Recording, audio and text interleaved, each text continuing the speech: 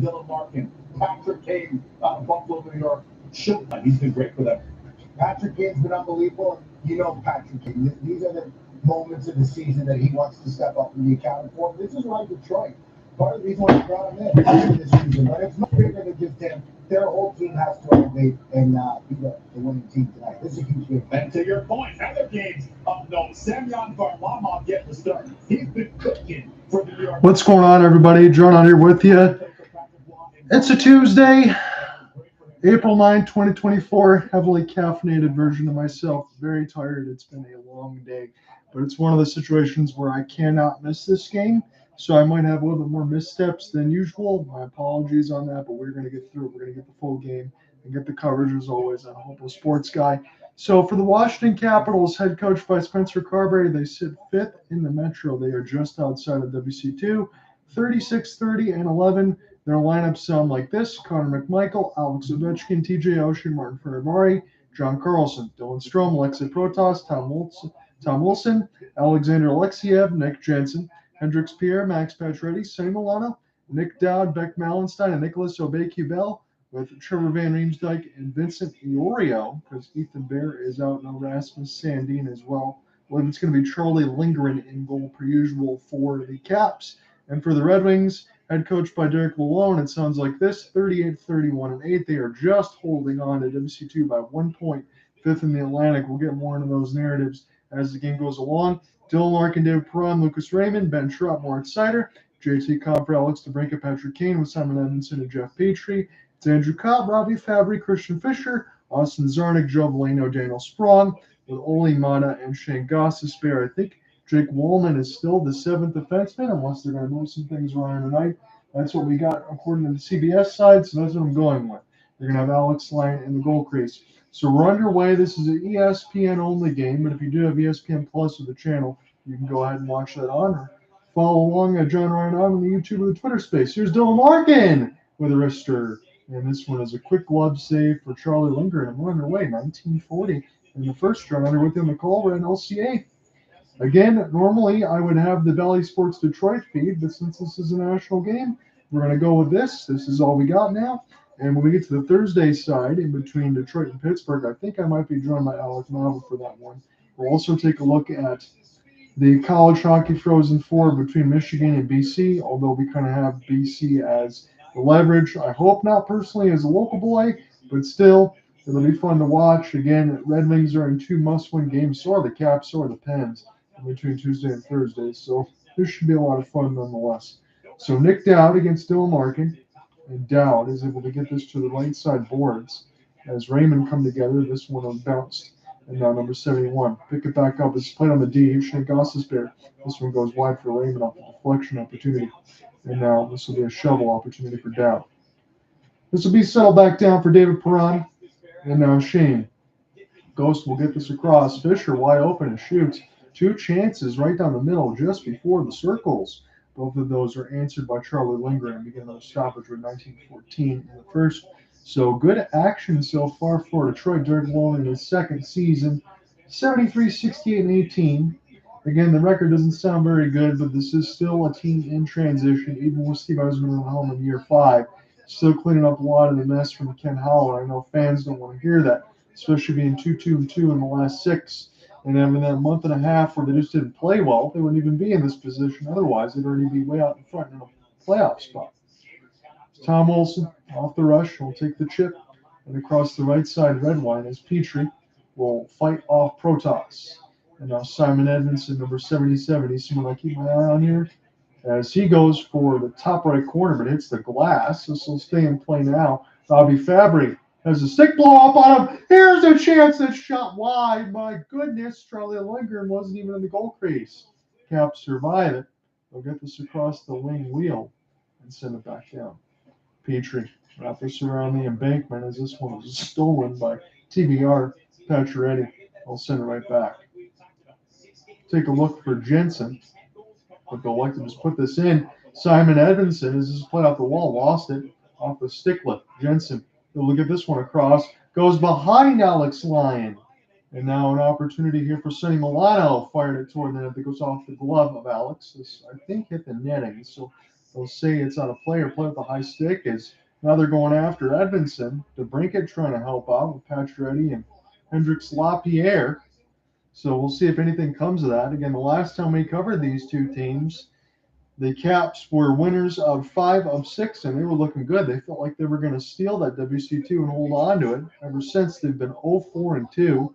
Red Wings have been 2-2-2.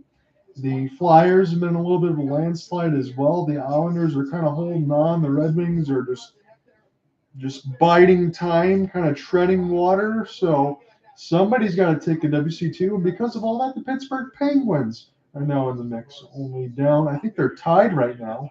The Red Wings only have the tiebreaker because of the extra game and the wins in regulation. So Larkin lost another draw, this time at center ice. Now this one will be flipped in.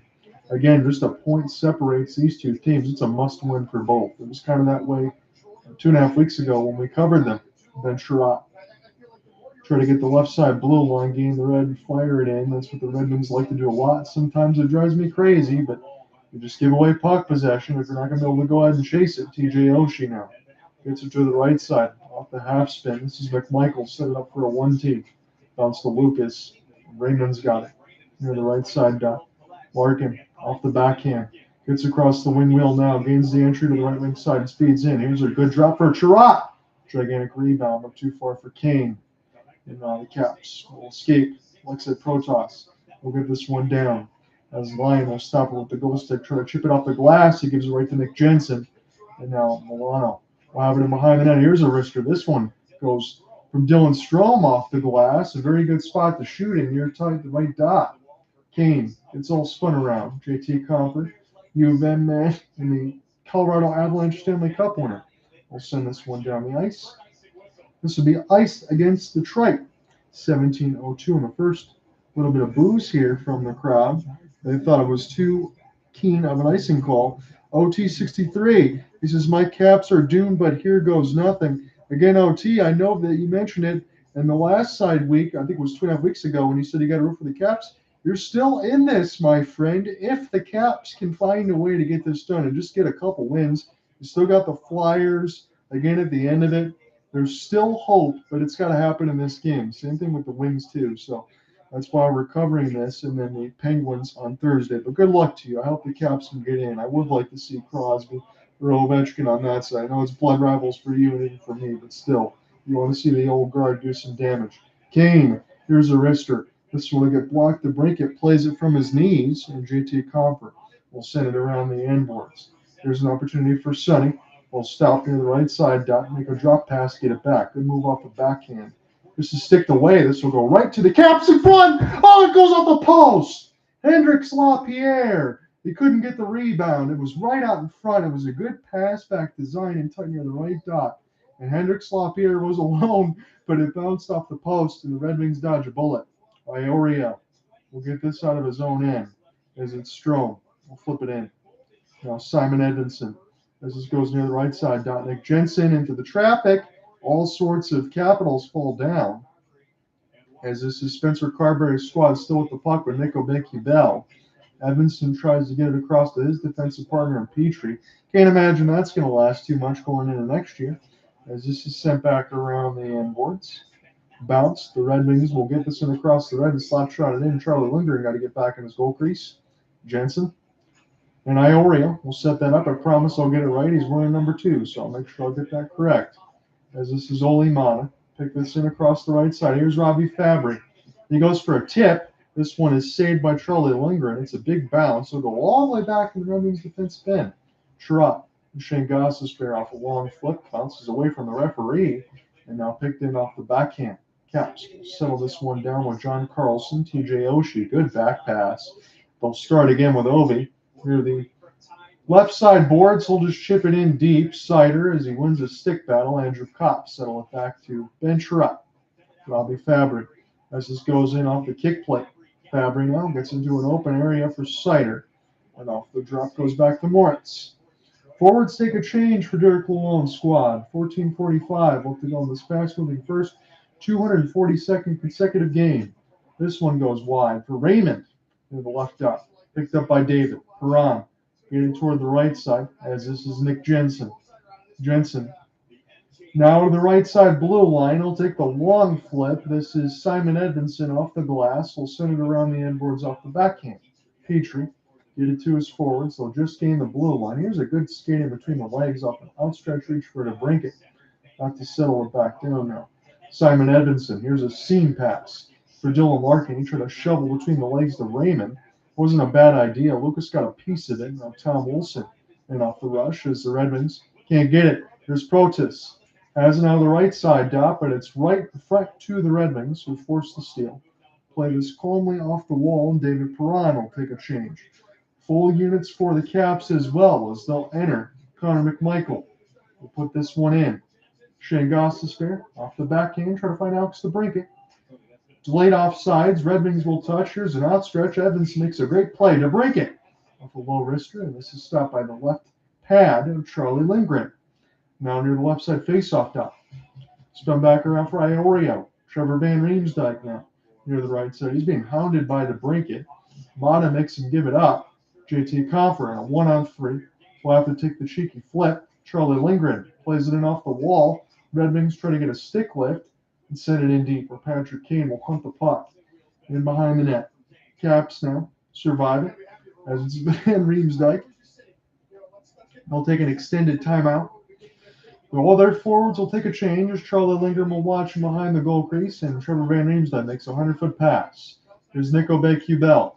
Now for Dowd on the fourth line for Spencer Carbery. Pacioretty trying to join in. John Carlson finishes a hit on Valeno as this is near the right side boards. Edmondson using his hands to alleviate the pressure, flip it down the ice.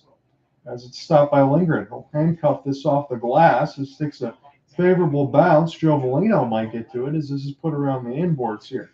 Wings in red trying to get to this puck. There's a good hit in the corner. Unleashes it for Nico Beck-Hubel. Good sauce pass for Dowd. Dowd's got to pinball it in. He's got nowhere to go. As Austin Zarnik will settle it around. Daniel Sprong also out there on the line. It's Edmondson. Patient skate through. We'll fire it in now. Bounces off the outside of the cage for Nick Jensen. Jensen across the white side. Oshie off a half spin. Loses it momentarily. Raymond trying to join in. And near the left side red line and across through center. Red Wings will send it back in deep. Sherratt now. Take an outstretched pass. Bounced off the glass too hard for Dylan Larkin. It'll go right to Charlie Lindgren. So no ice. 11:50. We'll have to go on this first. John and here with you on the call. We're at LCA. This is the ESPN only game. But if you have ESPN Plus or the channel, you can follow along, or I appreciate it. Between the Twitter space or YouTube at John right now. Now near the right side, Oshie loses it. Red Wings have it in their own end. They'll flip it across the wing wheel. Iorio. Settle it down and across the red. Long dump in. Kick back around now for DeBrincat to Sherratt on the right side red line and start again right to left. Here's a bouncing puck. Moritz Seider trying to chase at it, and Sherratt's going to go behind the cage of Lion. He'll backhand this one. This goes all the way down. We'll see if this is going to be ice. No, it's not. This will be sent back around off a slap shot. Redmonds with Fisher. I think it bounced into the netting there. We'll get a stoppage. 11:06. We'll take a commercial break. We're scoreless. Shots are 7-3 for Detroit, but Hendrik Slop here off the rebound hits the left bar. We go to break.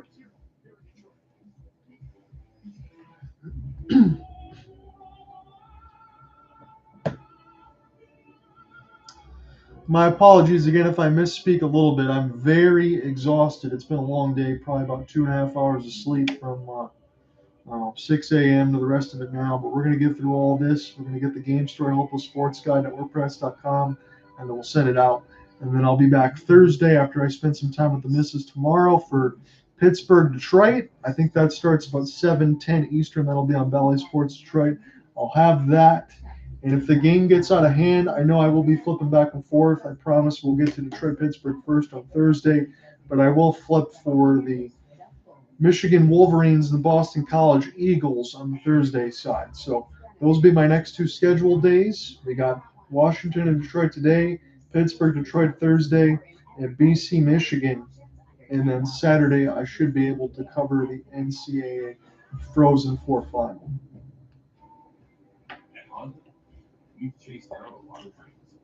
If I have to guess, that final might be BU Terriers and BC Eagles, but You let me know what you think about that. I'm really excited either way.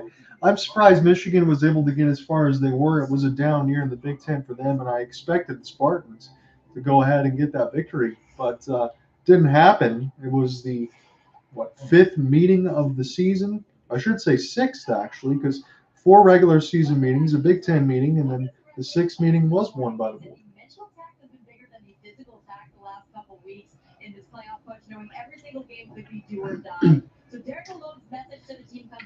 Emily Kaplan does a good job doing coverage for ESPN. Can't say that very much anymore. Mina Kimes pretty good on the NFL Live side too, but Emily Kaplan and Mina Kimes kind of hold it down for their respective beats. Honestly, those are my opinions. I know it's not popular for some of you, but it's always nice to have knowledgeable people actually talk about the sport that they're covering. Let's get back into the play-by-play. Steve Yzerman out there with Chris Draper. Steve Yzerman, the GM for the Red Wings now after winning a few Stanley Cups. Chris Draper as well, when he was picked up for $1 for the Winnipeg Jets. He's doing the head of the scouting department a little bit. Again, this is the biggest game for Detroit in about 8 years, especially at LCA anyway, because they haven't made the playoffs. About 7, 8 years. I think it was 2016. So if you do the math, that is 8 years. It's been a long time for me, even as a Red Wings fan, but you still stick with it. And now for the Caps, again, this is the spot where they didn't expect to be either, as this gets deflected, but both these teams are still in it. Pittsburgh, Philadelphia, Buffalo has a shot. Jack Hughes now is out for New Jersey, so that is probably done.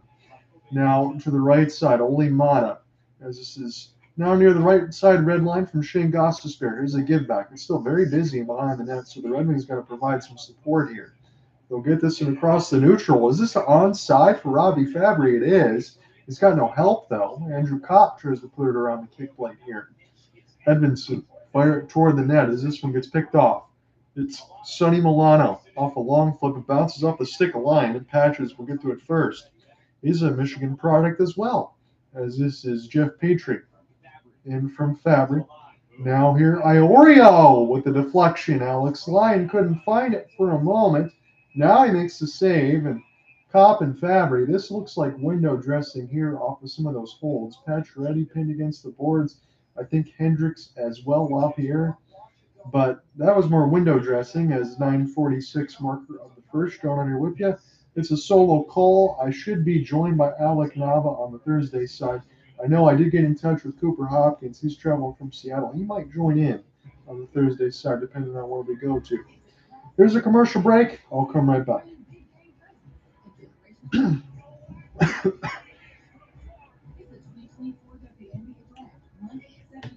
Look, I want to say this here quickly because I just saw the commercial come across the board. I know not everybody's going to follow this immediately. For me, I didn't do it either.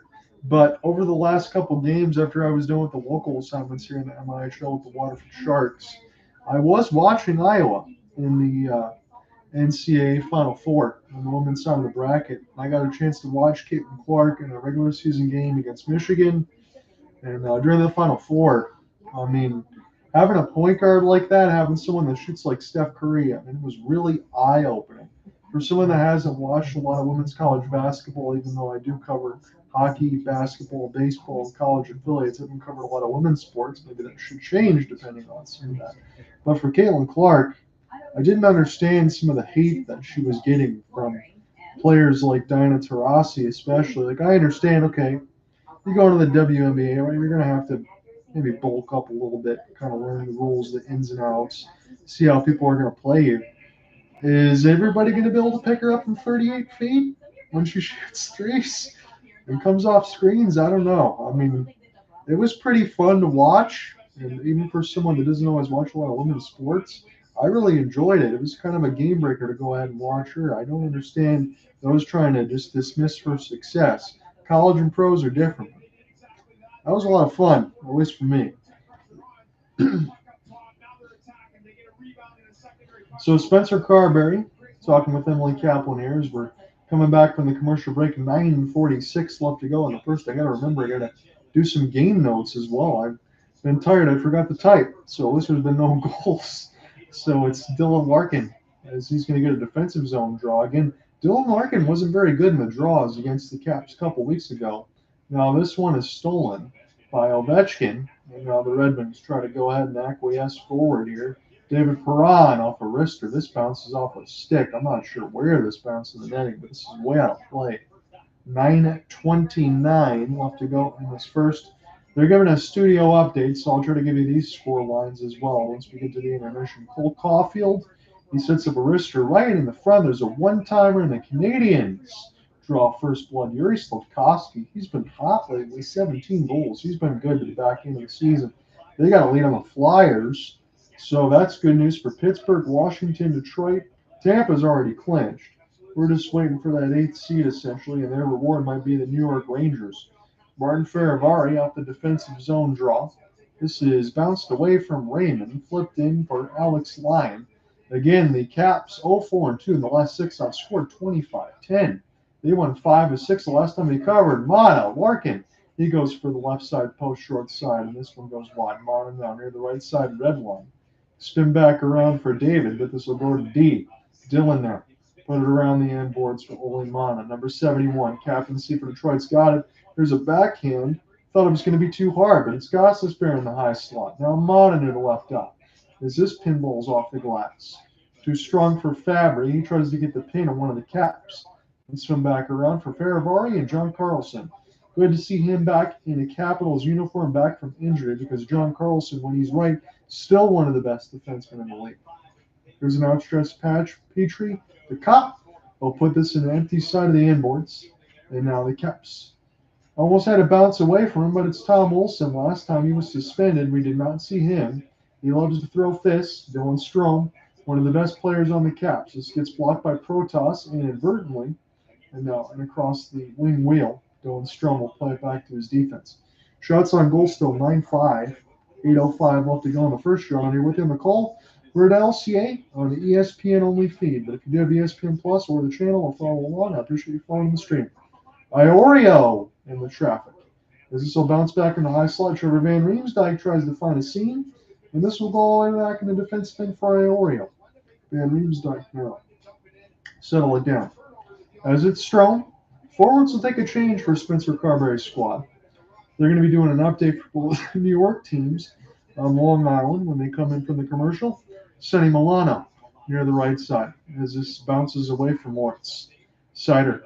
Now Ben Chiarot near the left side red line. Gained the entry off his forehand. Wrister. There was a giant rebound, but this goes too wide for Kane. Now, number 88 is passed too far. Spun back around for Alex DeBrincat. He gets thefted behind the net. Picks it back up now. DeBrincat throws an open area. Slap pass. And a big save for Charlie Lindgren with the left pad. Here's a 3-on-2. Sonny Milano loses the handle. He'll dump it in deep instead, and Moritz Seider will hit it off the outside of the mesh. We'll get it back for Detroit. Half spin for Alex DeBrincat. He'll send it back carefully in his own end, and Derek Clone's squad takes a change. 6:45 left in the scoreless first. Shots are 10-5 Detroit. Off the stick of Charlie Lindgren. Daniel Sprong, who was a healthy scratch in last time's game. This is picked back up now across for the wings. Here's a steal. Detroit in off the rush. It's a 3-on-3. David Perron trying to sauce it out in front for Dylan Larkin. We'll get it now on the left side red line. Send it back for Edmondson. Crisscross Petrie. Petrie toward the net. This one goes wide for Daniel Sprong. And now Simon Edmondson, number 77, will pick it up. Alex Lyon was near the left dot to help Simon Edmondson get the puck. And now number 71 calmly bounced it off the wall. He'll get it right back, thankfully, for Dylan. Larkin now. Drop for Perron. Kiss it off the glass. David will lose it off the half spin. And now the Caps have it in their own end. They'll try to take this one left to right. The road lights, the blue pants, and red striping. Long wrister. Blocker save by Alex Lyon. Joe Veleno will have it in his own end, though. Ole Mata, that's too far for him. This will go down the ice where this will be stopped here for the Caps. They'll flip it in with Hendricks LaPierre. Nick Dowd in pursuit as well. As this goes near the right side, Nick Dowd opened the scoring the last time we covered the Caps. Here's a broken stick. Redmond's fortunate to get this across the neutral zone from a diving in from JT Comfort. Lyon. Now for Shane. Ghost will let the forwards take a change. He's got Ole Mata out there with him, and he wants him to the right. As the Red Wings will get settled on a quick breakout. Now Gostisbehere wants them to break out deep. Ghost Has it now. They'll just get the play started here with Andrew Kopp near the left side red line. Gain the entry. Everybody on side. This is near the right wing Christian Fisher as this goes off the right pad of Charlie Lindgren. Spun back around the end boards now for the Caps. Dylan Strome. He's patient with the puck now. He finds John Carlson. He'll give it right back. Dylan Strome. He'll get this in across for Tom Olsen. Gain the entry. Near the right side as this is a pinball puck. This will go to Nick Jensen, former Red Wing. He'll settle it down off an outstretched pass. Bounce off a glove hand and picked up by number 88. Patrick Kane can definitely bring the showtime. As 4:25 left to go in the first, he'll gain and clear off the forehand. 43 points this season, most on the team since debut with Raymond. As is picked up off the end boards, Red Wings trying to find a pinch with Alex DeBrincat. They really need him to get going and score some late goals, especially at the end of the year. That's what they brought him in with the Senators for on the Chicago Blackhawks. Alongside Kane, Sherratt. He's being hounded big time. This pass too strong for Kane. And now Carlson from Martin Farivari will play crisscross. 3:50 left to go in this first round. I'm here with you. 12-6 from the shot board. Farivari gain the entry now. I'll drop this one back, Trevor. This pass too strong. Here's a slap pass for Carlson, tipped out in front. Red Wings avoid the danger. JT Compher gets sticked away. He'll take his change nonetheless. Derek Malone's forwards. Here's Raymond on the breakout, but he needs help. We'll chip this across the wall for Dylan. Dylan around the end boards. Still with it. In the high slot. Turn. Flip toward the net. Glove down by David Perron. This bounces off the stick of Charlie Lindgren. David now. Back in behind the red line. He gets taken down. Red Wings want a call. They're not going to get one. He was partially taken down the trip. Simon Evans didn't see too much, though, to be honest. And I'm a Wings fan. As it's TJ Oshie now near the left side. Again, you can't get too critical. I'm trying to be as neutral as I can in all the games per usual. Alex Ovechkin, we haven't called the grade 8's number very much. Connor McMichael, Ovechkin, cross pass. And this was probably a spot where Ovechkin should have shot near the left dot. As Jensen set it up for Alexander Alexeyev. And now Nick have it. And the defensive end, Charlie Lindgren in the stand-up near the right side post. Jensen looking to break out near the right side. He'll make his outstretched pass as the Caps gain the red. Zornick and around the end boards. Red Wings will take a long dump in. Here's a race. Austin Zornick does have speed. I know the fans have been critical about putting him on the second line, but you need hard-working forwards, and somebody's got to bring effort. Shane Goss is fair. Joe Valeno, too strong for him for Nico Becubel, who's got the theft. Now on the left side, takes a chip off the glass. As the Caps gain entry, they can't win a puck battle as it goes to Ghost. Goss is bare with 2 minutes left to go in the first. Not a lot of stoppages here, as it's been back and forth. The Red Wings had the better of chances, but that means nothing right now as it's scoreless. Goss is fair. Fabric, as this one's fired in, will be stopped by Charlie Lindgren. We'll try to kiss it off the glass, and this will work for Tom Olsen. Olsen now. Good pass. Sonny Milano. Here's a wrister. This one goes off glass. And we'll see if the Caps can find it. They wanted it out of play, but it's with Robbie Fabry. Here's a seam. Fisher. Slap shot. Lindgren was way out of the goal crease near the right dot. This is settled down for Dylan Strome. We'll see if the Caps can handle it. Now they do. Wilson. Drop. Strome. Try to pick it up. He gets just taken away with the stick. It's Andrew Kopp with 1:15 left in the first. Don't know if he's on the edge of his shift. Little backhand and clear it in. Christian Fisher trying to win a battle near the right side. Tom Wilson being hounded by Robbie Fabry. Fabry does have speed. Played for Compher. Great save. Charlie Lindgren with another save. With the right side pad, first with the left stick and then the right pad. 2 chances for Compher. 50 seconds left to go in the first. Those are the best chances of the game for Detroit. Good stops for Charlie Lindgren. He's been spectacular all year. I know the numbers have been harder to come by of late, but if it wasn't for Lindgren, they probably wouldn't be in this position, not just in this game, but throughout the season. Off the backhand. DeBrincat. Kane near the right side. Slow up. Here's a soft speed. Edmondson shoots. This goes off the stick of Lindgren. Edmondson off the side of the cage. He's trying to find Compher.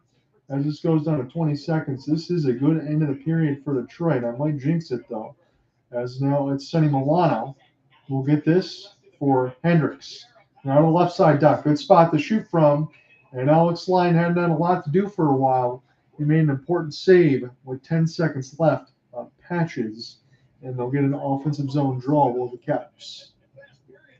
So, John, out here with you on the call. We are going to get set to end the first period. I'll type in some notes. I'll take a look in around the league for the scoreboard, and then we will settle back up. I'll probably take a couple-minute break just to get those notes typed in. I'll give you some scores, and then probably when we get toward the second intermission, I might yap a little less to try to save the pipes because I am pretty exhausted. Alex Ovechkin off the draw win. Caps got a good opportunity to try to shoot something here. Blocked. Picked up by Carlson, tipped. And this is down to 2 seconds. Ovechkin tried to fire it at the net. First period, goalless. A lot of action. No goals to speak of, though. Come back for the second. Separated by just 1 point. 10 days to go in the regular season. That lived up to it. With DK Subban, here is the crate. So here is what I can do as far as my goal notes, at least for the first period scoreline. We can put a bunch of zeros because that's what we got. Next up, we got the Kale McCarr. And our doubleheader here on ESPN. Gail McKenzie. We'll hear from him next. He's got an arm. Do you? Yeah, I do. I can't.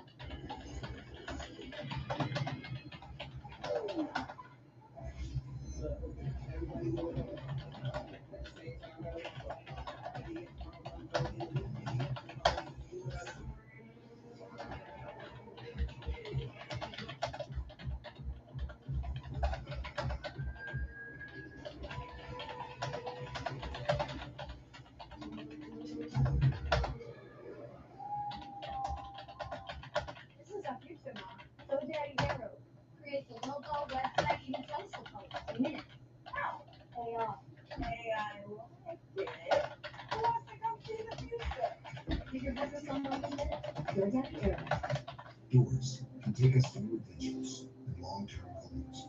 Your dedicated Fidelity advisor can help you open those doors by helping you create a comprehensive wealth plan with the right balance of risk. Doors are meant to be open. Excuse me. Would you mind taking a picture of us? Oh, no problem. Yes, problem. You need Verizon. Trade Model came with a new iPhone 15 Pro with tons of storage, so you can take all the pics.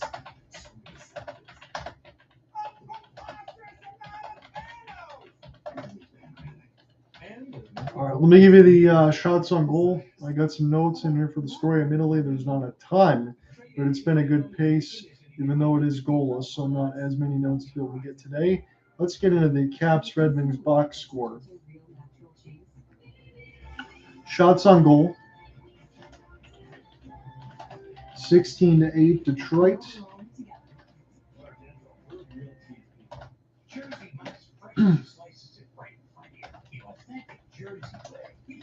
Hits 15-8 for the Caps.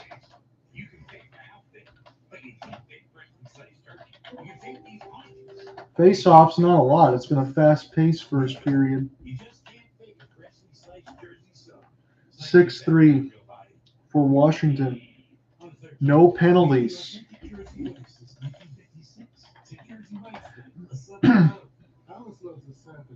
So here's my notes for those who want to play catch-up and miss the first.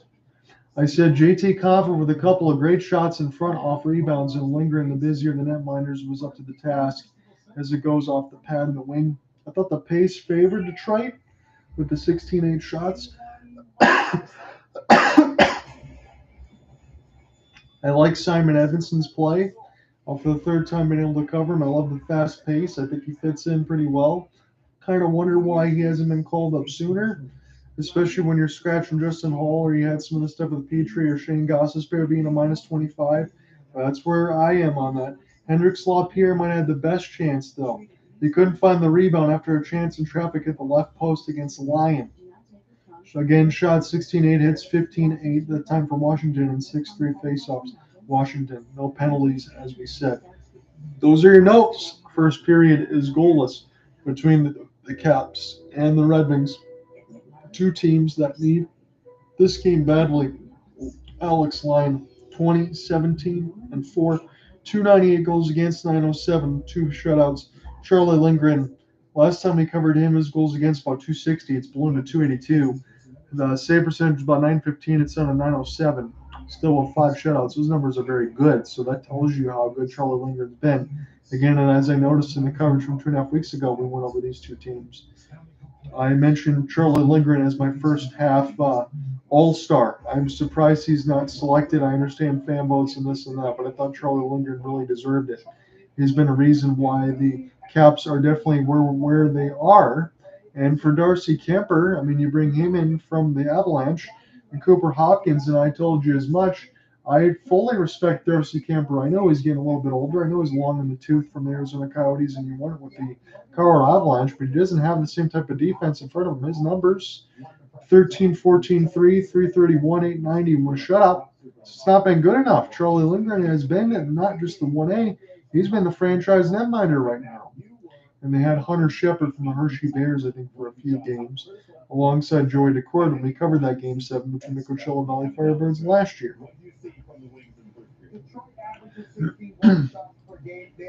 So, scores across the league, and sorry about the barking Pekingese dog. Again, these streams a little bit earlier, so everybody's up. Hurricanes, Bruins, that one is scoreless at the end of the first. The Canadiens and the Flyers. Again, we saw a goal as from a Cole Caulfield set up. Miroslav Koski, Mike Matheson, Cole Caulfield, Sam Montembeault, a perfect 12 of 12. Samuel Larson, 6 of 7 for John Tortorella's squad. Flyers have been falling just as much as the Caps have, but yet they're still right there. Bolts have a 1-0 lead over the Blue Jackets.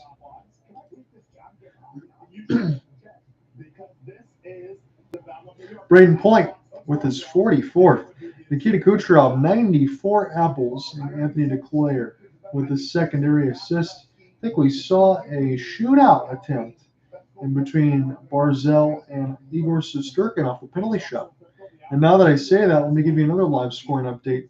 Kirill Marchenko, late goal at the end of the period. Those ones hurt. His 20 seconds, didn't get the assist yet, but they did just beat the Big Cat. 10 of 11. And let me get this young man's name. Jet Greaves, the 23-year-old from Cambridge, Ontario.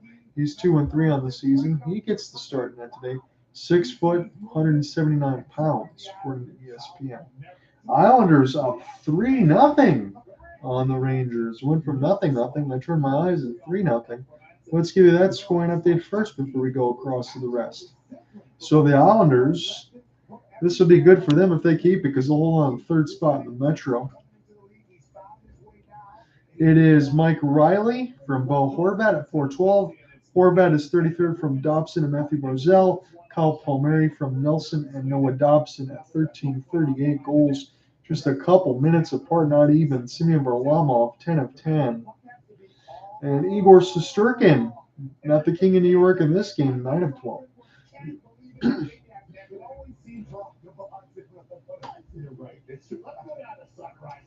It is 1-1 between the Leafs and Devils. You can file that one into who cares unless you're a Maple Leafs fan trying to play for the 2 seed. But again, you'd probably still play Florida, but you get home ice advantage. That's why the 2 seed's important if you believe in that.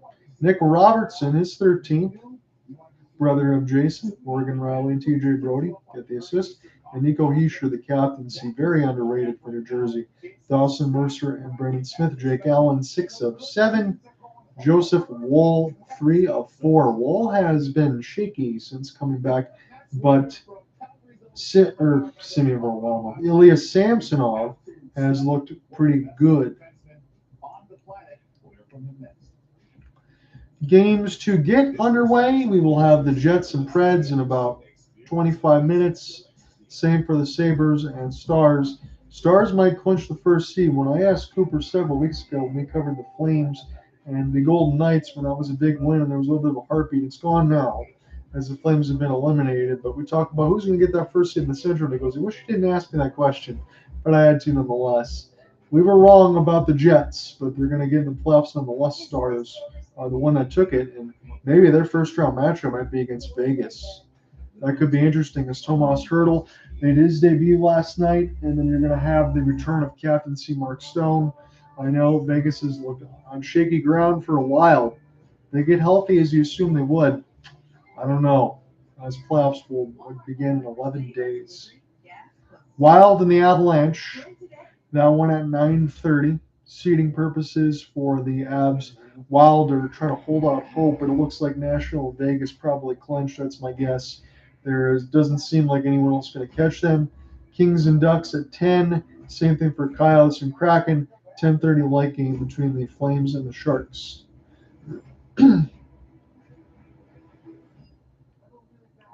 Oh, one more update I forgot about. Panthers up 2-0 on the Sens. Let's take a look at that real quick. Anton Lundell, power play from Stolars. The goaltender gets an assist at 12:02. And then 2 minutes, 40 seconds later, Nick Cousins from Nico Mikkola and Sam Bennett. Stolars 10-10. Jonas Korpisalo 11-13. I stupidly picked Ottawa to get back in the playoffs this year. So that tells you what I know. And on the other end, I think I did get it right for the Eastern side, although I'd have to go back through my notes to see who I picked on the East. Those look good. The West, I have the Nashville Predators and the LA Kings out. So I got that one wrong with the Kings, but be able to get around with the Preds. Got to feel good about that. Sometimes you got to go. We had Tampa out both had Tampa out in the East. I had Ottawa in. I think Cooper had Pittsburgh in and Tampa out. And then in the West, and I don't blame him at the time, he had the Winnipeg Jets out because he thought they were going to make a lot of trades. They did not. They doubled down with everything else. And then he stood against everything in his body, the Vancouver Canucks. He slammed that one in the park, considering he took Boston last year to not make it. Totally redeemed himself with the Vancouver Canucks. So very smart man. That's why he always works in the broadcast. Hopefully to be joined by Alec Naba and Cooper Hopkins on Thursday's side.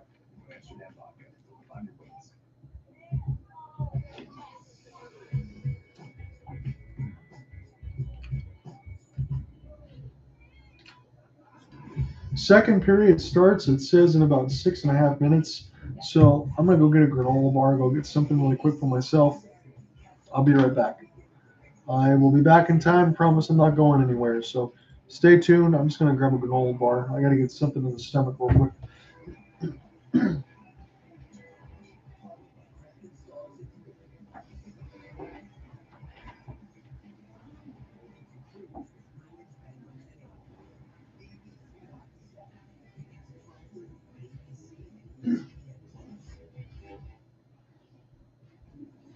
Welcome back to the Lexus Percentage Report.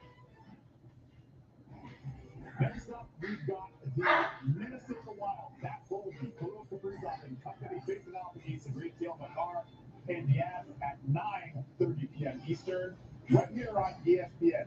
Speaking of Cale Makar, he caught up with our Leon Hextall. Cale, your team has lost 2 straight. What do you want to see in tonight's effort against Minnesota? Yeah, I think just better habits in general. I think as individuals we can be better, but being better as individuals kind of makes us play better as a team.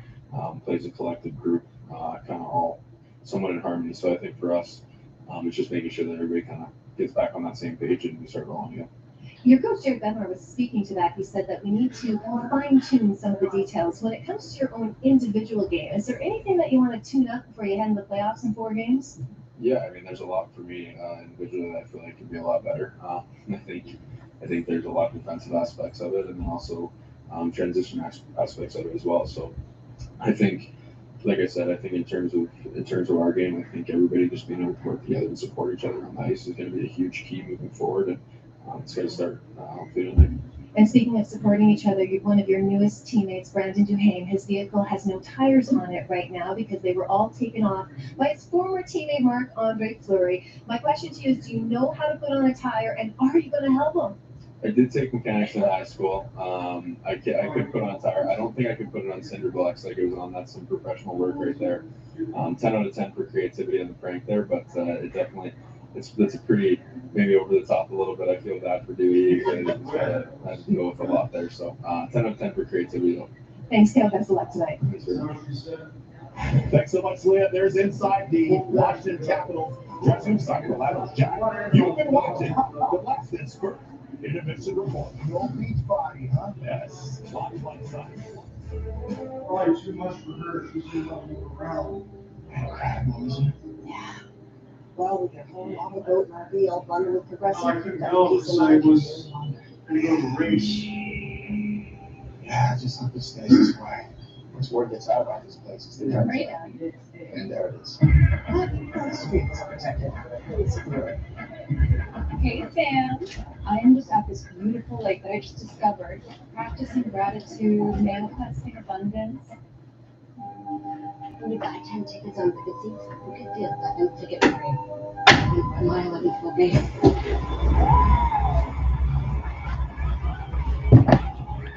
Sorry, on top of being tired and moving slow with the cerebral palsy, it's not a good combination. We got 3 minutes left to go in the intermission. So I'm here with you, and we will get through this. You got 2 more periods, maybe even overtime, depending on the way that this goes.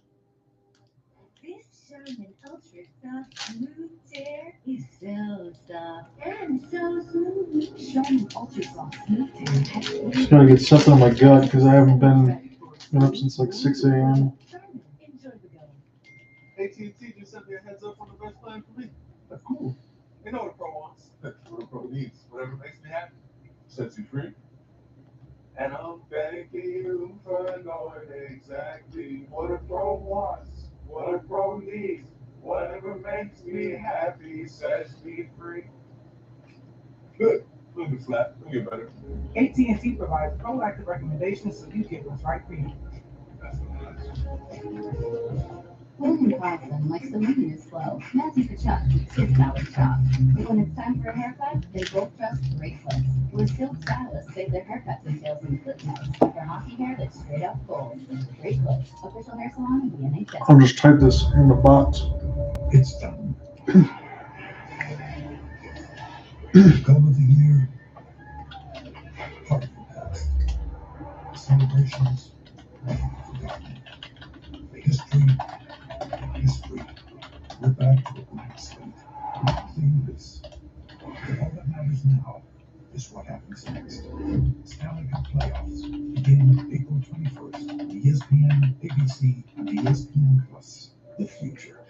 The way you see it is said to depend on where you sit. At X-Chair, we think it also gets down to how you sit, which is why our I know it's a very specific up. This at 7:56 Eastern. It's going to start. So 2 more minutes here. Still squirrels. So for anyone that's just joining in, you can see it on the box. No goals to update you on. Shots on goal. I'll just go through this one more time. 16-8 for Detroit. Hits 15-8 Washington. Face-off 6-3 Caps. No penalties. Charlie Lindgren. A couple really good saves, especially off JT Compher toward the end of the period. One off the right pad, one off the left blocker. And that was pretty much your set because Hendricks Lapierre, after that, had a chance that was bounced off a shot in front, hit the left side post. He couldn't find it. Otherwise, the Caps would be up 1-0. That's your reset as we're goalless. The future of Southern is now. And it's all hockey. You're watching ESPN Hockey Night, presented by Expedia. In Detroit, 2 of the 5 teams fighting for. I know there was just an ad before we got into the Washington Caps and the Ravens list for me locally for Poppy soda. Do not drink that. They're just going to drink pop. Just drink pop. Don't worry about diet. Don't worry about Coke Zero or any of that stuff. If you're going to do it once in a while, it won't kill you. Just make something that's not going to make you want to puke.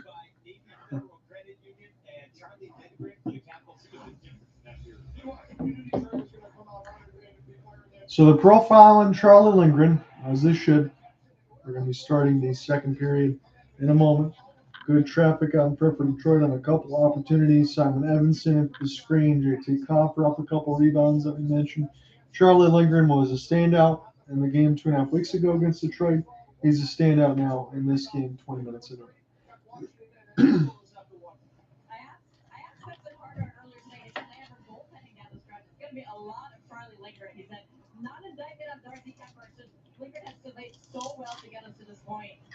And Spencer Carbery with Emily Kaplan, they're going to ride Charlie Lindgren. They should. I mean, he's the best goaltender they got right now.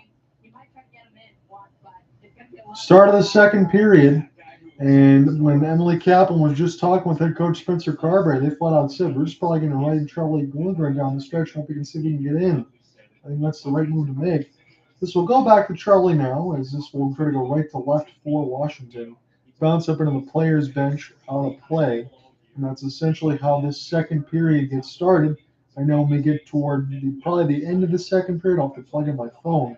For those listening on the Twitter Space side, same as the YouTube tag at John Raynaud. I thank you guys, and I humbly appreciate it. For those that don't have ESPN, you can follow along on the stream. It is on ESPN Plus, however, not on local feeds today. So no Monumental Sports for Washington fans, no Valley Sports Detroit for Ken Daniels and Mickey Redmond. So most shots in the first period this season, 17. That was just now after that first. That's a surprise. As this is the Red Wings fired into the traffic, bounced out in front. David Perron tried to hunt it down and across the blue line, but this will be just chipped away by Washington. Picked up now for Carlson off the outstretch, and this will go down for Alexei. Lying now away from his goal crease as it bounced off some bodies and McMichael. So Carbery going with line number 4 here to start this second period. This will be soft off the glass for David Perron, off a puck chase for number 71 as this goes in off the backboards. And Alexei will send this one down the ice. He's got Trevor Van Riemsdyk with him, and now the Red Wings try to take this one left to right. Alex DeBrincat and Fisher, as this one will go just wide. Fisher's chance will bounce in off the end boards, but here he is trying to pick up another puck as it nicks away from Nick Dowd. Red Wings force a steal. Carbery shoots, and this is stopped by Lindgren. My goodness, there was all sorts of traffic near the right side post, so Carbery went left. And it was stopped by the glove hand of Charlie Lindgren, who made that look a little too easy. 18:48 left to go in the second. Robbie Carbery, the last time, as there's a girl right behind the assistant coach munching on some pizza, always looks better with the pizza inside the rinks than it does if you're actually picking up anything Little Caesars, because that gives me food poisoning. That's the last time I had it. And that's a local shout-out. Fisher on the draw. Now, Carbery had some chances in that last game, as I was saying, but he just can't buy a goal here against the Caps. Here's an opportunity now. Alexei will flip this around. Alex Ovechkin, 4 minutes, 34 seconds in the first period, only one hit. As now Alexei, this will bounce, and Robbie's got it. He'll take a soft clear in for Andrew Kopp, and this one will sent back in for Alexei. Alexei now back around for Jensen. They'll turn it over. Red Wings got a left side blue line and fire it wide, right side off the glass. As Protas has it now for Dylan Strome. Dylan Strome drop for Tom Wilson as he's spun back around the kick plate. And now Alexei will get pinned against by Simon Edmondson. This is picked back up now by Detroit in their own end. It's 1-on-3. And the Caps almost win this puck as it's Jeff Petrie now. And across the left side, red line. Gain the entry. Here's a sauce feed. Number 88's got it. Patrick Kane settle it down. We'll take it D-to-D. Right down the middle. Here's a chance that gets blocked from the slot. Bounces back to Petrie. Kane. Backhands. High slot shot. This deflected. Red Wings trying to find it with JT Copper. But this is stolen by Washington. Try to put it the other way. Bounces off Patches. And this one will stay in play off the left side wall. The players bench. JT Copper settle it down for Simon Edmondson. Here's a feed. Kane nicely to DeBrincat. Try to drop for number 88 off the spin. Kane has it. Patrick gets to the right side. Here's a slap shot for Chirot. And Charlie Lindgren pulls the 5-hole. Saw it all the way. He looks very, very comfortable right now. 21 shots on goal to 8 in favor of Detroit. And it's the Charlie Lindgren experience. Kind of makes me feel, as a Red Wings fan, I'm just trying to be as neutral as possible here, but once this puck goes down the net, or down the other end, I should say, and Alex Ovechkin or Strome or somebody on that first line touches it, I think Washington's getting the first goal of this game. I just feel it. Even with all the chances that the Red Wings have had, Charlie Lindgren looks locked in. Even when they've had screens, he's been on his P's and Q's here. I don't want to jinx him, but I mean, if he plays like this, Washington can get in. As this is chipped, this will bounce back. And now McMichael forces steal. He shot it way high, and Alexei wasn't even in the goal crease. Dylan Sprung. This will go out of play. No penalties yet. 16:50 left to go in the second, and I can still say that. But looking at the shot board, I'll just repeat it one more time. 21-8 shots on goal. And that's how good Charlie Lindgren's been.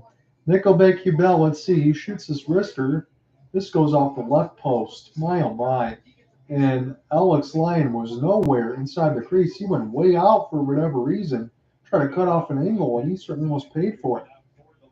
Connor McMichael will take the draw. Alex Lyon, about a 91% save percentage this season. He's been better of late, but he needs to be his mid-season self for Detroit because sometimes their defense can be shaky. It's looked better with Simon Edmondson, I can tell you that for sure.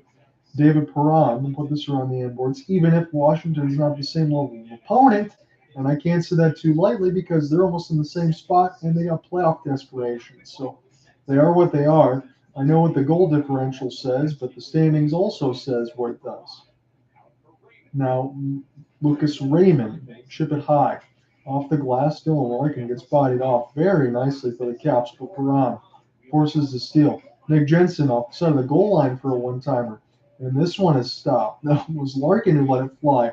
We'll see if Raymond tries to stuff it across the goal crease. That's exactly what he did, but Caps read it all the way, and they'll flip it all the way down. 16 minutes left to go in the second. John and I are within the call. They got the ESPN feed. It's on ESPN Plus as well. That's the only place you can get it today. So that's what I got. Robbie Fabry. You can follow along on Twitter Space, X Space, and YouTube at John Reinhardt. For those that are listening, I appreciate it. TJ Oshie. Strome. As a defense, will take a change for Spencer Carbery's squad. Mana pinned against the glass. And now the Red Wings will get this off the backhand. Gain the entry. Shane will try to pick it up, but this is intercepted by three different Caps. And now they'll have it with Dylan Strome. Strome now. Right side red line. Tom Wilson. Good crisscross. This will be fired in. Almost handcuffed Lyon. This will go near the right side boards. As this is Iorio. We'll get this into the left side for Alexei Protas. Put back around for Dylan Strome. As this goes near the right side for Robbie Fabry. Near the red line. We'll take a soft clear. Forwards take a change for Derek Malone's squad, and we'll start again with Trevor Van Riemsdyk. Take a timeout essentially behind his net as Washington gets settled up their breakout. Again, road whites with the blue pants, red striping. They're going to go right to left in this second. Outstretched, picked up by Jeff Petrie in his own end. Red Wings in the home reds. Again, I remember when they were the whites, and I miss it. As this, we'll try to go left to right for Detroit in this period. This is picked back up now. Patrick Kane trying to get the intercept, and it's Simon Edmondson. He's been steady. We'll send it right back to Petrie. Petrie now start again for number 88. Patrick Kane, right side red line. Kane dancing, try to go between the legs. This is off a half spin. Pacioretty forces steal. Edmondson will get this one ahead. Bouncing puck to brink it, try to give pursuit. Over skates it, saying Milano. He turns it over to Kane. Kane now to the right side wall, though. He's still got to make a lot happen. That's just his stick taken out of the hands. This will bounce away from Sider, and they'll settle down. Ben Sherratt. So Sherratt, Sider, Petrie, and Edmondson, Ole Mata, and Shane Gostisbehere. As a Red Wings fan, don't you think those defensive pairings are going to change going into next year? I would have to think so. This is sent back around the end boards. This will be blown dead against the Caps. 13:49 left to go in the second. That's just me throwing it out there because even as diehard as I can be on the side of it, you have to call it fairly. Red Wings' defensive product is not a strength. I mean, it can be with the Griffin system. We just need to see some of the other players come up. But Edmondson looks to be better than any answer that they've had in between. I know Jake Wallman, they need to get him to come back as well. But, I mean, man, oh, man. Where has Edmondson been? I know he started the year hurt. And he had to deal with all of that, and you get some seasoning in Grand Rapids. But it makes me feel like if he was playing a little bit earlier, maybe the Red Wings wouldn't have as much of a fall as they did. Here is an offensive zone draw win for Detroit, as this will be Ole Mata. He's left behind him. Make sure nobody's chasing. He's going to get rid of it quickly, though, as McMichael was on his horse. Caps force a turnover here as they got it near the left side red line. Ole Mata tries to get back and intercept. Now Joe Valeno. Fourth line for Derek Malone's squad ahead for Sprung. Near the left side red line now off the glass. Sprung trying to get chase. In between three Caps. He wins the puck momentarily. This is not cleared. Failed attempt, but they're going to say offsides. 13-12 in the second. We will take a break. I think we have some bots here in the YouTube side, but I will take a break. I think ESPN is doing as well. We're still scoreless. Come right back. Behold the DQ freezer, holding all the blizzard flavors of the past. The DQ freezer is closed. It's actually open. We're opening the DQ freezer and bringing back frosting. So as we're in our commercial break, let me click the wild card spot. I know nothing updated yet. But coming into today, the Red Wings 38-31 and 84 points. Just holding on to WC2. The only reason they're ahead of Pittsburgh right now is because Pittsburgh's at 78 games, Red Wings at 77. If it was tied and the Red Wings get no points, and the Caps will go up ahead, they'll get WC2. We'll see how that one goes. If there's any kind of situation where, let's just throw it out there, even though it's impossible, where the Caps get one and the Red Wings would get nothing, the Red Wings would still have that spot nonetheless at 78 with the tiebreaker. So tiebreaker is important. That's what they have right now with wins in regulation and a game in hand. But essentially what I'm telling you is if Detroit takes care of their business, this is 5 games that are left. You got 2 against Montreal, 1 against Pittsburgh on Thursday, which we're covering, and Saturday I think is the game against the Toronto Maple Leafs. That one might be at Scotiabank. If the Red Wings win out, they're in. That's just the way it's going to go. They won't have to have any academics at that. But you have to believe, I think they're going to lose either this game or the game on Thursday. They could win against Toronto if they can catch them sleeping, or if Toronto knows that mathematically they can't get home ice advantage. That would be my guess. They have nothing to play for. And then you have Montreal, where Montreal can play spoiler, but I think those are 2 games that the Red Wings have to have, and those are all back-to-back home and homes.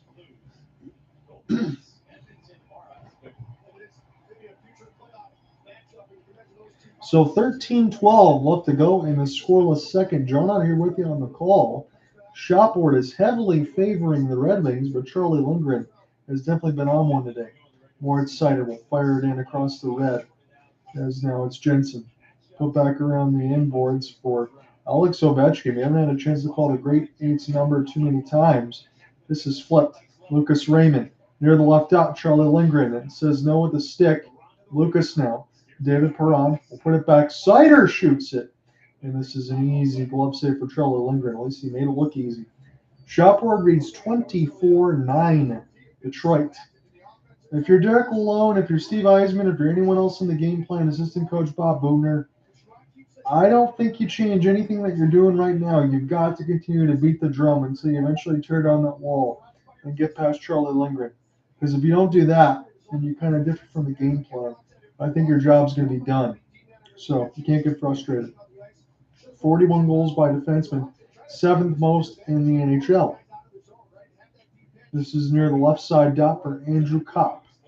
And now won by John Carlson. As this will be cleared down the ice. The Red Wings will get there first with Jeff Petrie, who beats out Dylan Strome. 12 shots off the rush per game, 3rd fewest in the NHL. That's not good if you're Washington, because if you think about it back in the day with Evgeny Kuznetsov, Nick Backstrom, and Alex Ovechkin in their heyday, that's transition offense is great. When you get in the power play, it's pretty much church when Ovechkin is in the left side dot. That's what we all remember. East playoff hunt last 7 games, and Red Wings only have 6 points. Penguins have 12. That's why they are tied with the Red Wings in points, but the Red Wings have the game in hand. Petrie now near the right side wall, as this is flipped by Kopp. Kopp now will take an entry here for Christian Fischer, always very hard working on the 3rd line for the Red Wings. Now bounced away from Kopp. Again, the Caps 0-4-2 last 6, outscored 25-12. They're throwing that out there. Millenstein will get this near the right side dot. Spin, turn, shoot. This one gets blocked. Settle back down Alexei. Now Carlson. This goes up the outside of the cage. It's a fever pitch for the puck. Robbie Fabry tries to find it. This will be settled back down. Here's an opportunity for the Caps, for Martin Faravari. As this will bounce off a couple sticks. Lyon, settle it down. Shot blocks are 12-5. A good sauce for Kane.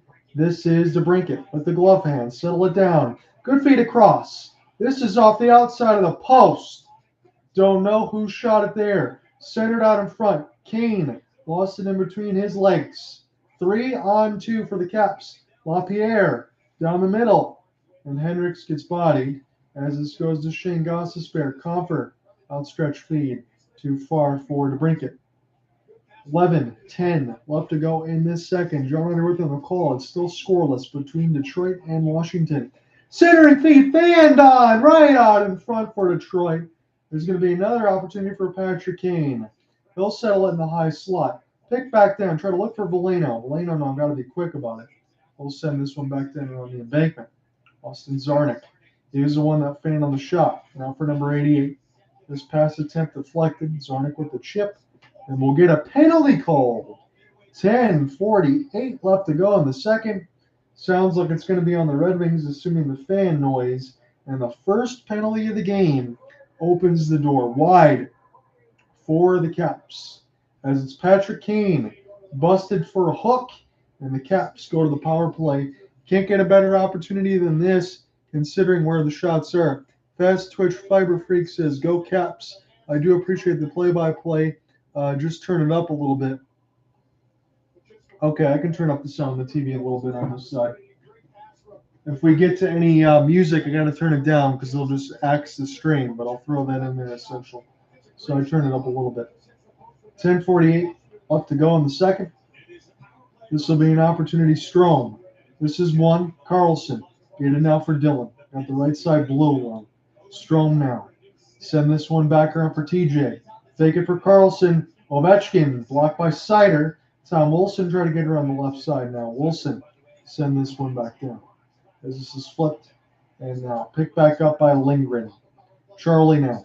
Getting it for John Carlson. First power play of the game. It's a big opportunity here. Almost halfway through regulation. We're still scoreless. TJ Oshie. Dylan Strome. Off the drop. Red Wings clear down the ice. Charlie Lindgren will settle it down the right side red line. Alexei Ovechkin, 312 power play goals, most in NHL history. Again, he's still chasing Wayne Gretzky. Doing a great job. I appreciate it, my friend. Strome. Now for Kopp. Wilson gets it near the right side red line. Simon Edmondson tries to pinch. Strome now. Carlson. Ovechkin. He tips it wide. Does Wilson. Carlson now. Strome. Settle it down. And pass bounces off. And Wilson skates. Goes down the ice for the Caps. And they'll look to start again. Again, I'll pick back up in the comments section for a moment. I think we'll get the play below did with a high stick. That's what they'll witness here. 49 seconds left to go in the first power play of the game. And Mo Sider has his right skate out, and his blade just gets a piece of that puck. Highest percentage of team's power play points time on ice. Alex Ovechkin, 97%. He is the guy that scores the goals. It's always been that way for the Caps. He runs their offense. You know exactly what he's going to do near the left dot, like Kucherov does on the right. There is no frills, but it's impossible to stop. He's got one of the best shots in the game still. Offensive zone draw, but this is going to kick out number 71. So JT Comfort off of the penalty kill line, and Ovechkin out there on the power play. Carlson got it. He's going to try to go right to left as the Caps are in the road whites. Connor McMichael having not a chance to call his name too much. Stopped by Lyon. Now LaPierre tried to get it out in front of the circles for the full distance clear from 180. Go all the way back down. Carlson. Get this in across the windmill logo with an outstretched pass. LaPierre. He loses it near the left side as it's stolen by Larkin. Now to Carlson. Across the neutral zone, Connor McMichael. Good skating. Alex Ovechkin will wrap it around the embankment. Lyon. He'll try to lob it himself. He'll get this across mid-ice. And now Carlson started down. No shots on the power play for Washington. That's what Detroit wants. Well, LaPierre will change that. He'll take a long wrister just outside the circles. And Alex Lyon's got no problem with it. 8:51 left to go in the second. Still scoreless between the Caps and the Red Wings. We're at LCA. John, on your play-by-play man. We do this quite a bit, but sometimes we don't cover the Red Wings as much as we should in the local summit for me. But I have to make an exception between Tuesday and Thursday with the Caps and the Pens because the playoff chase is right there in the East. It's sand in the hourglass for the Flyers, the Sabres, Pens, Red Wings, Caps, everybody right now for that final spot, the 8th. And their reward might be the Blue Shirts. Nico Kubel. Penalty is killed. Hendricks LaPierre, the only shot. As this goes right back in for Nico Kubel. Finish now for Faravari, who tried to find it. Melenstein pinned against the wall. Patrick Kane has it now. He tries to make the transition. Now near the left side red line. This is off the wall. Petrie spins, still with it. I slot one-timer. This one blocked out in front. I think they had either Zarnik or Petrie in front as it's Goss's pair. They'll bank it. Christian Fischer, wrister. This one blocked as well. Faravari was the one that got stung by it. Now near the right side wall. Fabry sending in deep for Austin Zarnik. He is pasted across. Picks it up now. Off the backhand, Austin gets it to his D. They just hold it in. Ghost settle near the right side blue line. Crisscross, high slot tip. This one goes wide. Olimata off the outside of the cage, and Zarnik gets a piece of it for a moment. Shots are 24-10 shots on goal for the wing wheel, but it's still scoreless. Charlie Lindgren, 24 out of 24. He's been excellent. Melenstein as this is sent in by Dow. Now Olimata has it in his own end. His Red Wings in the home Reds trying to take this one left to right for the rest of the second. Scoring chances 11-3 officially, but it's Charlie Lindgren.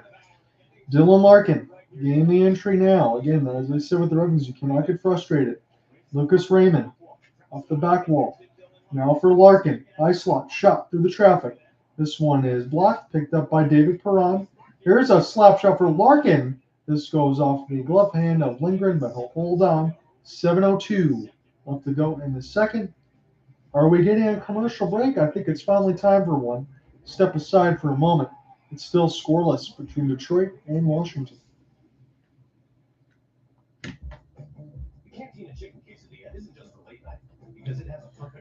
So we get to the commercial. I'm going to turn this down a little bit, and then I can turn it back up when we get to the play-by-play side, just because I don't want to get any of those blacklisted or get any of the stupid things against the YouTube strikes. I appreciate it, Essential. I appreciate everyone following in between the YouTube space and the Twitter space. Same thing at John ran out if you want clear audio. My camera's okay for video, not so great for audio, so I'll have to change that. 8 votes. Who wins tonight? WC2 is wide open, and you guys are split 50-50 between the Caps and the Red Wings. It's probably a good call on your guys' part. I don't think I can feel one way or the other, but I did say this in the open. I said it a little bit in the second period. If Charlie Lindgren can play like this in World Caps, they can get into the postseason. But unless they can step inside the gas, I don't think they're going to win too many games in the playoff run. I'm not trying to be mean to Caps fans or Red Wings fans like myself on that side, but you got to push a little bit on offense. I mean, it seems like the Red Wings are getting all these chances. Again, it doesn't matter because it's scoreless. Charlie Lindgren can play like this, and Washington perks it up a little bit. They're going to look pretty good if Charlie Lindgren can be that bear trap like he is right now.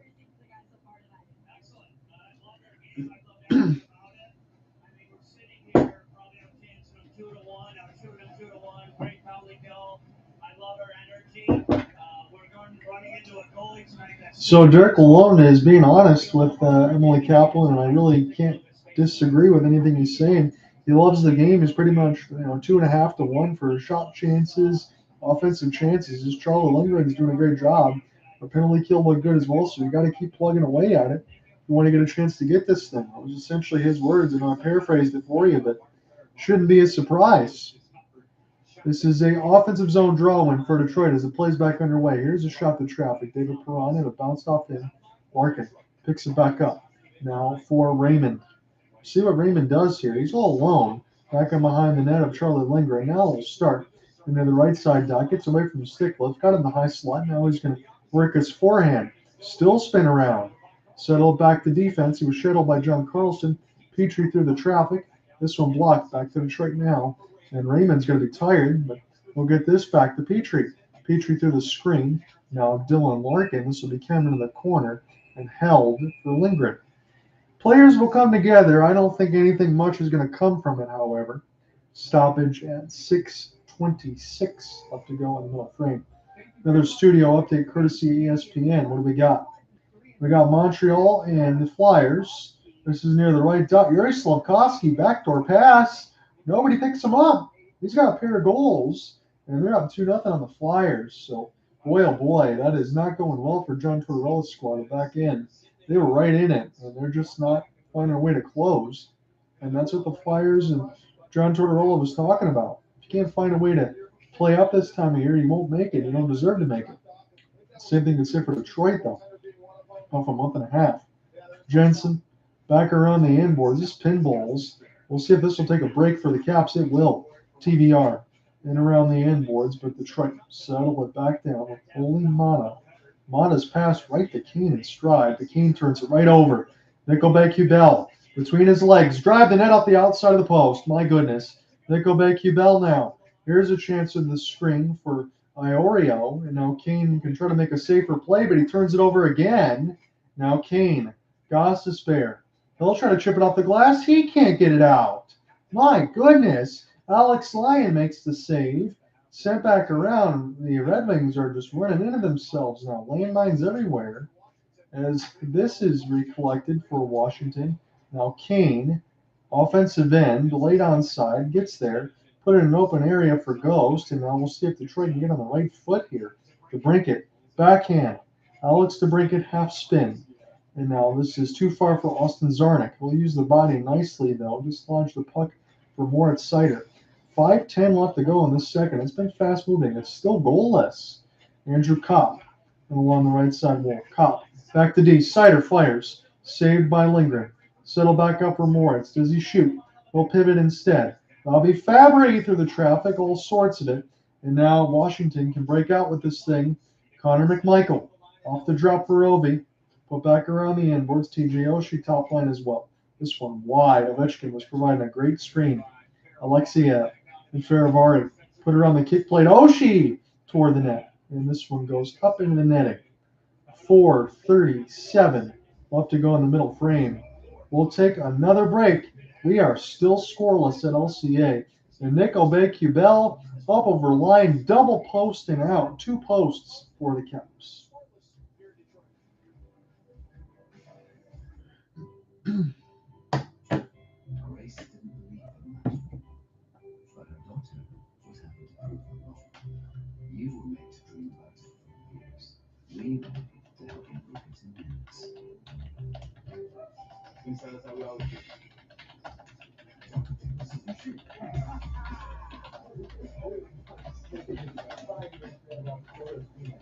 The great ones always bring some first. You answer that vodka. Find your wings.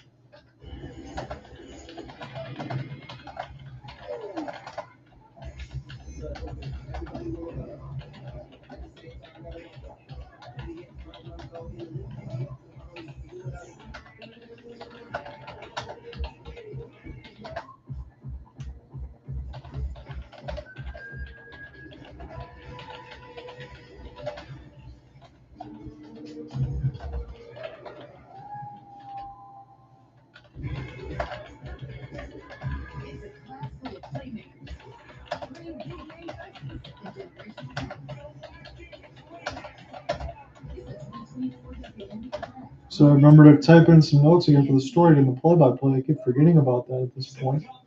But again, not so much. Detroit's still trying to push. Nickelback-Hubel driving the net off a couple of Wings turnovers, and that one goes double post bar out over the line. Red Wings still trying to make something happen, but Lindgren hot. Looks like they're settling for a lot of shots through traffic, and you can't get too stale, too stagnant. That'll get you in trouble as well.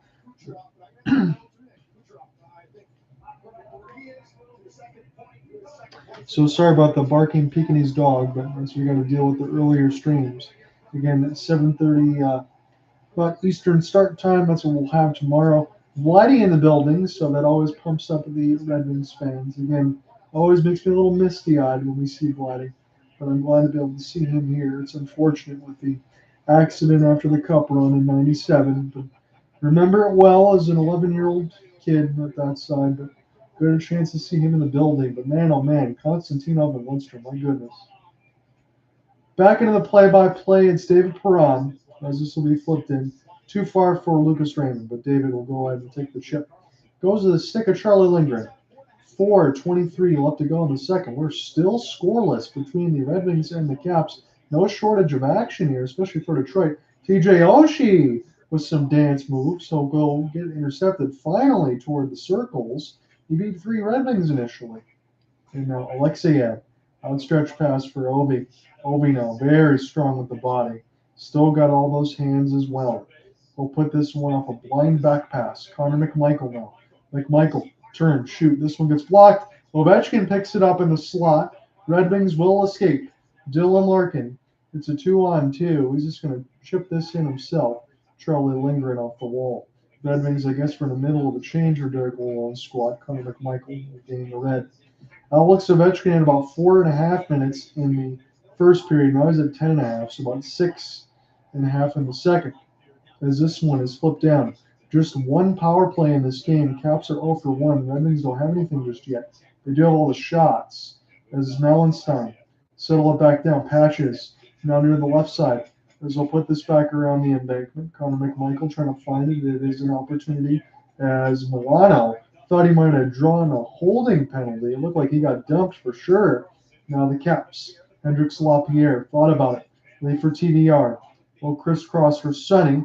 We'll shoot it toward the net. Now Carlson. This bounces. This goes off the outside of the cage, and Shane Gostisbehere saved a goal right there because it was wide open. Now near the left side. Carlson. Van Riemsdyk wide. Sonny Milano now. Caps look dangerous. Here's a feed. Bounces away from Kane. Kane tried to settle it down. Kane in an open area for DeBrincat, but he gets all twisted like a pencil. Picked in now for Carlson as this goes in near the left side boards. Somebody lost a stick, I think, on the wing wheel side. Copper. Now back around the end boards. Edmondson pinched against the wall. Protas forces steal. 2:20. Caps looking dangerous. Here's a chance for Alexei, and this one gets saved, not cleared by Detroit, and now they're in trouble. Here's a Mr. Scores! Caps and Dylan Strome. He's the man that usually makes it happen, and the Red Wings are in trouble now. The Caps got the lead. Dylan Strome, lots of failed clears for Detroit in this second period, and now they finally make the Red Wings pay. There was about 6 of those turnovers in this period where the Red Wings got very sloppy. Dylan Strome. Here's a chance off the clear. It's failed. Settled back down. Carbery keeps it in. Dylan Strome. Opportunity number 2. And he does not miss. Diving shot block attempt for Copper. Perfect blast for Strome. Right side between the legs of Copper. Past Lyon's glove hand is 27. And the Caps with a gigantic goal. And I said this during the second period. I said, with all the chances the Red Wings are getting, I bet you the Caps get the first goal. And I bet you, I think the Caps are going to win this game. I said that early in the second. I know I sound like I'm flip-flopping, but that's just the way it is going right now. With all the chances, you figure it's going to push the other way. And what's Fisher going to do? He'll gain the entry here, his 65th point. That's a career high.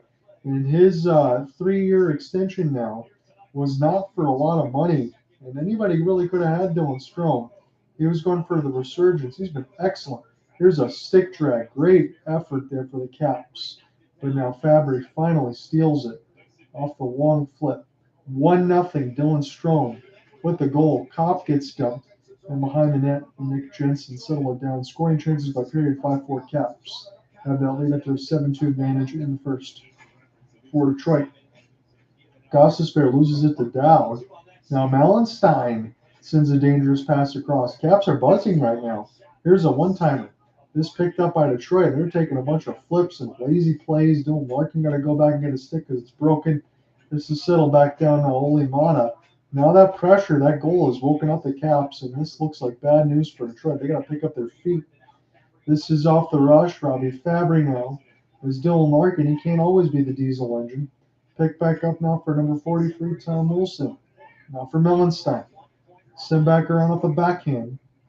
We'll start again as back. 50 seconds left to go in this second period. And the most important goal of this game right now is scored by Dylan Strome.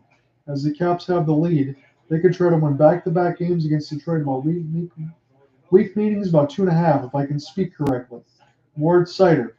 Put it around the end boards here. Protas forced to steal. High slot. Here's the Caps. This is bounce from a Jensen chance. Try to find Alexei. And now David Perron. Settle it down. Too far for Raymond. Outstretched feed for Dylan Larkin, who's been out there for about a minute and a half. This is picked up now for Washington. And across the red line. This is bounced a couple times off the body of Detroit. Looking a little sloppy here. Ovechkin scores! Off the rush, the great 8, and the Red Wings cannot stop turning this puck over, and this game's probably done. We got another period left to go, but the great 8 and Dylan Strome, the two best players for Washington all year, and Detroit is going to watch their life and their playoff hopes flash before their eyes. Stolen again in the neutral zone with the sloppiest pass, bounces off a sider. Nobody able to get Ovechkin near the right dot. He just snipes at 5-hole right past Lyon. And man, oh man, this game looks like it was going to be Red Wings getting a ton of shots, maybe looking for that first goal. Charlie Lindgren's my first star. Alex Ovechkin now at the second of the game. And the Red Wings on life support here with 7 seconds left in the second. That's going to end the middle frame. And I think the Red Wings are done as far as their playoff hopes. We got another period left. But if you're a Wings fan, it doesn't look good. If you're Washington, you're feeling great right now. 2-0 after 2.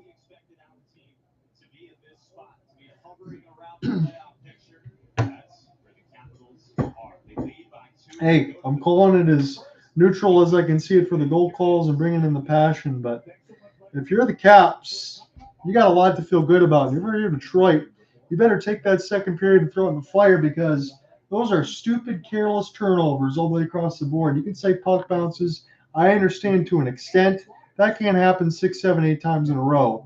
That's why Dylan Strome and the Alex Ovechkin, the great 8, have a couple goals. That's the way it is, and they deserve to be ahead. So I'm going to get the goal calls in and get the notes settled in, and then we will give you a reset. I got to remember to turn this down as well because we get all these stupid sounds from Apple. So let's get all that done. So the Caps have a 2-0 lead, back-breaking goals, and they deserve to be out front. There really is no other way to say it.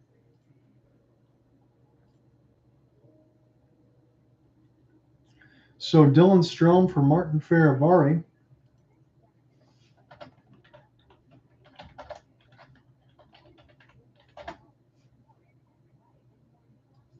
At 17:47, Feravari keeps it in.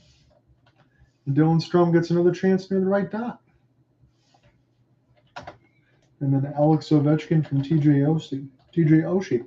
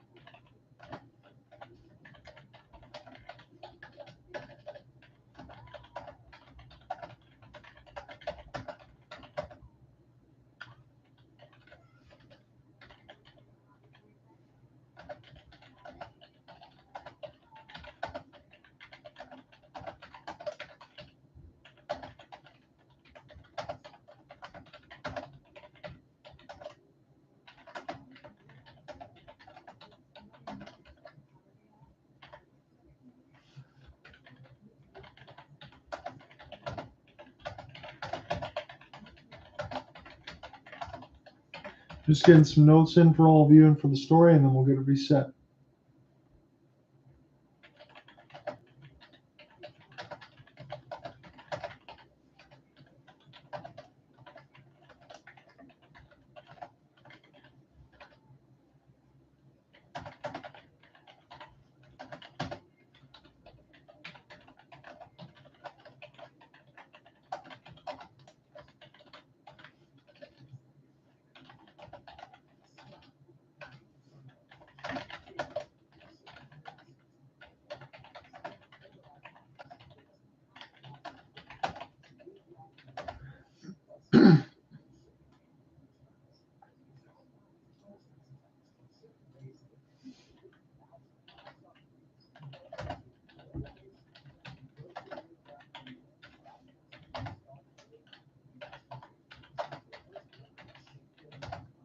Shots on goal are 26-16. for Detroit. Hits 19-18 for Washington. Face-offs 16-10 for the Caps. Power plays 0 for 1. Washington. Detroit does not have one. Most of this game has been played on even strength. So let's just settle this really quickly. Again, Detroit was pushing in that second period. Nickelback Cubell with the drive to the net, bounced off the post a couple times, and stayed out for Alex Line. I mentioned in the second period during the play-by-play, I feel like Washington is going to score first, and they're going to do some damage considering what Detroit's trying to do. It just seems the way it's going to go because Charlie Lindgren's playing well. So the Red Wings pushed. Lindgren stayed hot. They were trying to get too hopeful off of screens. I think their offense is starting to get too predictable at this time. They got to get some chances and make some plays. And Kane and DeBrincat and Larkin, how many times do we have to ask Kane, Larkin, DeBrincat to step up when somebody else needs to? But 2 failed clears. But again, those turn into goals. But it's not just 2 failed clears. It's about 8 to 12 hand grenade passes. Maybe you can say an unfortunate bounce offside, or I'm going to use that as an excuse. There was some sloppy clearing attempts there for Detroit that was trying to get the puck out of their zone. They paid for it, no doubt about it. So keep in by Faravari off a failed clear. That gave Dylan Strome a second chance to snipe it near the right side dot. He gets it past the line. The Caps go up 1-0. Red Wings fail clear again. This time at center ice. It bounces off Moritz Seider. It goes right to Ovechkin, who gets it near the left side of the blue line. He gets near the left dot, and he gets a little bit of a wrister lift past Alex Line. 2-0 Washington. And that's the way it is. You cannot turn the puck over. There was too much of that in the second period from Detroit. And you're going to give a team like Washington some chances, especially when you give the chances to Dylan Strome and Alex Ovechkin, who are the only ones scoring goals. So it's the wrong guys to give chances to. But you can tell me what you think. So Bruce Harper, again, I almost said Bryce because I saw the name and I'm very tired. Let me get to your comments in a moment. I'm just going to plug my phone in here so it doesn't die for those listening on the Twitter X space. So Bruce says this: I feel like the Wings are dominating, but they should be winning. Can you please say if Kane is still a superstar? And I feel Lalone should be fired as we fell out of structure all 3 times the Caps had a little life. Here's the thing for me, Bruce. I don't know if Derek Lalone's going to get fired right now because just the second season, I still think it's too early. But you are correct. Those are poor clears, which allowed some problems there for Detroit. I think they're too happy to me. And again, I guess you see this a lot as a Wings fan. Holy cow, 6-0 Canadians over Flyers. So John Tortorella, he's going to be throwing some chairs. Hopefully he doesn't break his other arm. For me, Detroit clears the puck way too damn much. Again, I can swear now because I'm not doing the live play-by-play. I'm trying to keep it professional. Way too much. There's too much damn dump and chase with this team, and it drives me crazy. I can't stand it. I understand that's part of hockey, and you got to watch, you got to understand how it is. I get that. But there's not enough skill in this team to get consistent puck entries, and they rely on it too much because it's their systems.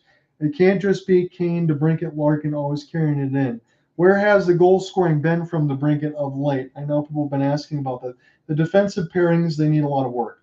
I still understand that Steve Yzerman's got a lot of work to do in year 5. I'm not going to put it all on Steve. I understand a lot of that is free agency things too. But Ken Holland left Steve Yzerman with nothing. When you're dealing with contracts like Jimmy Howard, Jonathan Erickson, Justin Abelkader, he had a barren cupboard and he had to figure all that stuff. Tyler Bertuzzi was a key loss. I agree with you there, Bruce. And he was the type of grit and sandpaper guy that made things happen. He would win puck battles. They were begging Anthony Mantha to do that for all time, and that's why he got moved to Washington. Bertuzzi was the type of guy. I agree with you completely. If he would have stayed healthy, I would have felt like he never would have left. And I never understood why Boston got rid of him, salary cap or not. Could I please say if Kane is still a superstar? Bruce, to me, I still think he is a capable. I know some people will disagree with me. Let me go ahead and look at this as far as the notes. Again, I have it in front of me from what I typed up in the pregame. But Patrick Kane, 45 games in.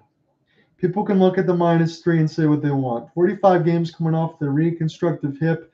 Anyone that comes off with that injury basically doesn't play hockey anymore, correct? He's got 45 games, he's got 43 points. To me, considering what Kane has done, I think he's deserved. I don't know if he's going to get 3 years. I think he deserves at least 3 years for the Wings.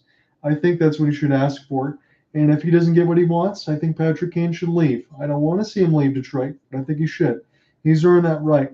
He's played well. He's been the savior for Detroit at times. Hell, we've seen the way that Dylan Larkin, when he's left the lineup, how the Red Wings played. People talk about Dylan Larkin and say whether or not he's a superstar and he's a 2C. I think Dylan Larkin's the heart and soul of the team. And I think Patrick Kane can definitely be called superstar category. I really do. I think he deserves a 3-year extension. I think he should get one. And I think Steve Yzerman, even if he doesn't give him 3, will give him a solid 2 and give him a lot of money because he is one of the best players on this Wings team. That's just me. Larkin needs the C removed, says Chef R. Boy, that is where I will completely disagree with you. I cannot agree with that, Chef. You got to give me reasons. Bruce says, John, I feel you're right about Kaner. I still think he's a superstar. Some people don't agree. They're going to look at the plus minus and they're going to look at the numbers and say you can find that anywhere. Well, if you can find that anywhere, tell me. Because they try to make that trade for Alex DeBrincat. I think he's been good. I think he was good at the beginning of the year, but when they needed him of late, he hasn't been. So I disagree with anyone that talks about Kane and they say that he's only just an offensive player and nothing else. Where would the Red Wings be without him? Anybody else could have signed him. You got to give me reasons, Chef, on that side if you think Larkin needs a C removed, because I think you need your eyes checked. I'm saying that respectively. I know you can say that respectively to me because the Wings haven't played well in this game, and there might be some things that you don't need, but who busts their butt and plays a 200-foot game every night?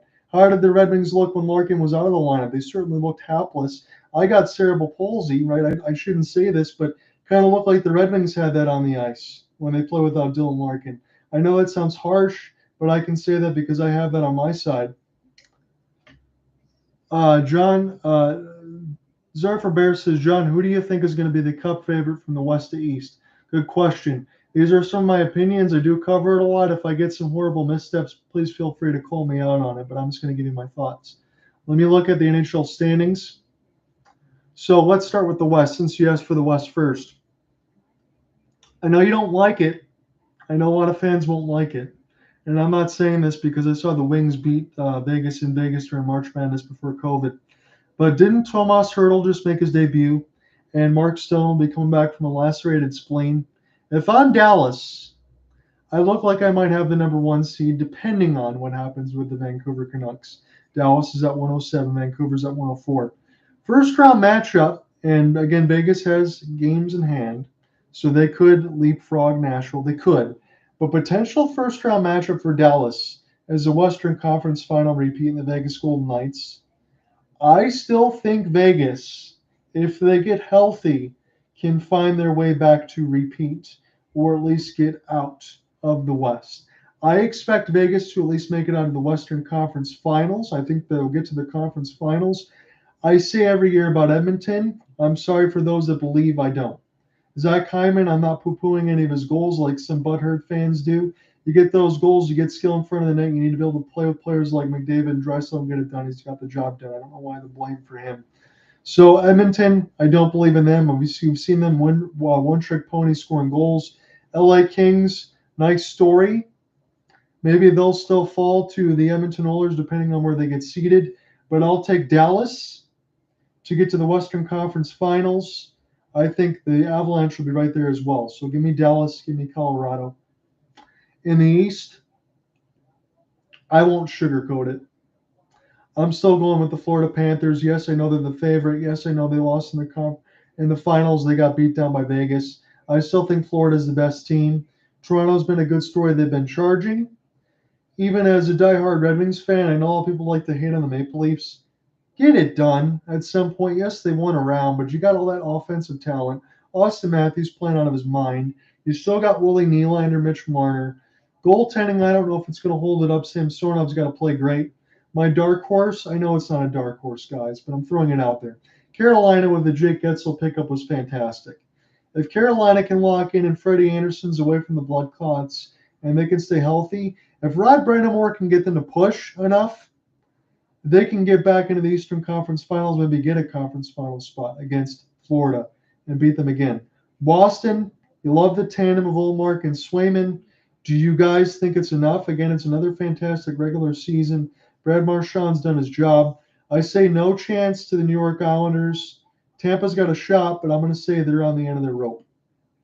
Who gets in the East? Well, hell, this win for this last spot, that's my push the Caps. I'm going to say it right now. I think the Red Wings will miss out. They won't get in. That pains me as a Red Wings fan to say. I'm going to pick I should say the Caps, but I'm going to pick the Pens to get in the second spot. Do you guys agree? Crosby, Malkin, Letang, Carlson, too much talent. They've been charging well of late. They've been played well of late. Tristan Jarry, Alex Nedeljkovic is enough to get it done. I say the Pens get the last spot. They might win a couple games, but they won't win a series. So I'll take the Florida Panthers to go back to the Cup Finals. I'm not picking a Cup Finals in the West. Too close to call for me. I got WCF, Colorado, Dallas. Those are my thoughts. Let me know yours.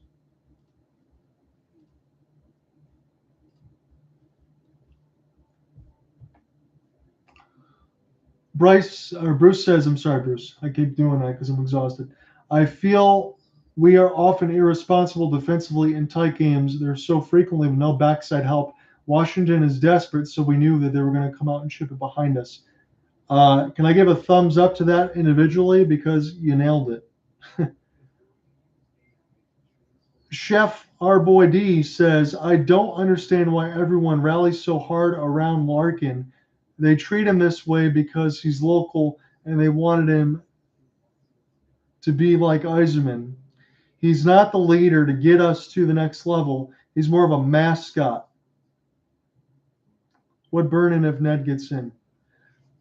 Man, why do you think he's just a mascot? How did the Wings play without him? Just answer that. Tell me, because the Wings fell apart. I understood they fell apart as a team, but they look completely lost without 71 on the ice. Even if you think he's a 2C, do you think he's worse than a 2C if you're calling him a mascot? Do you think he should be traded?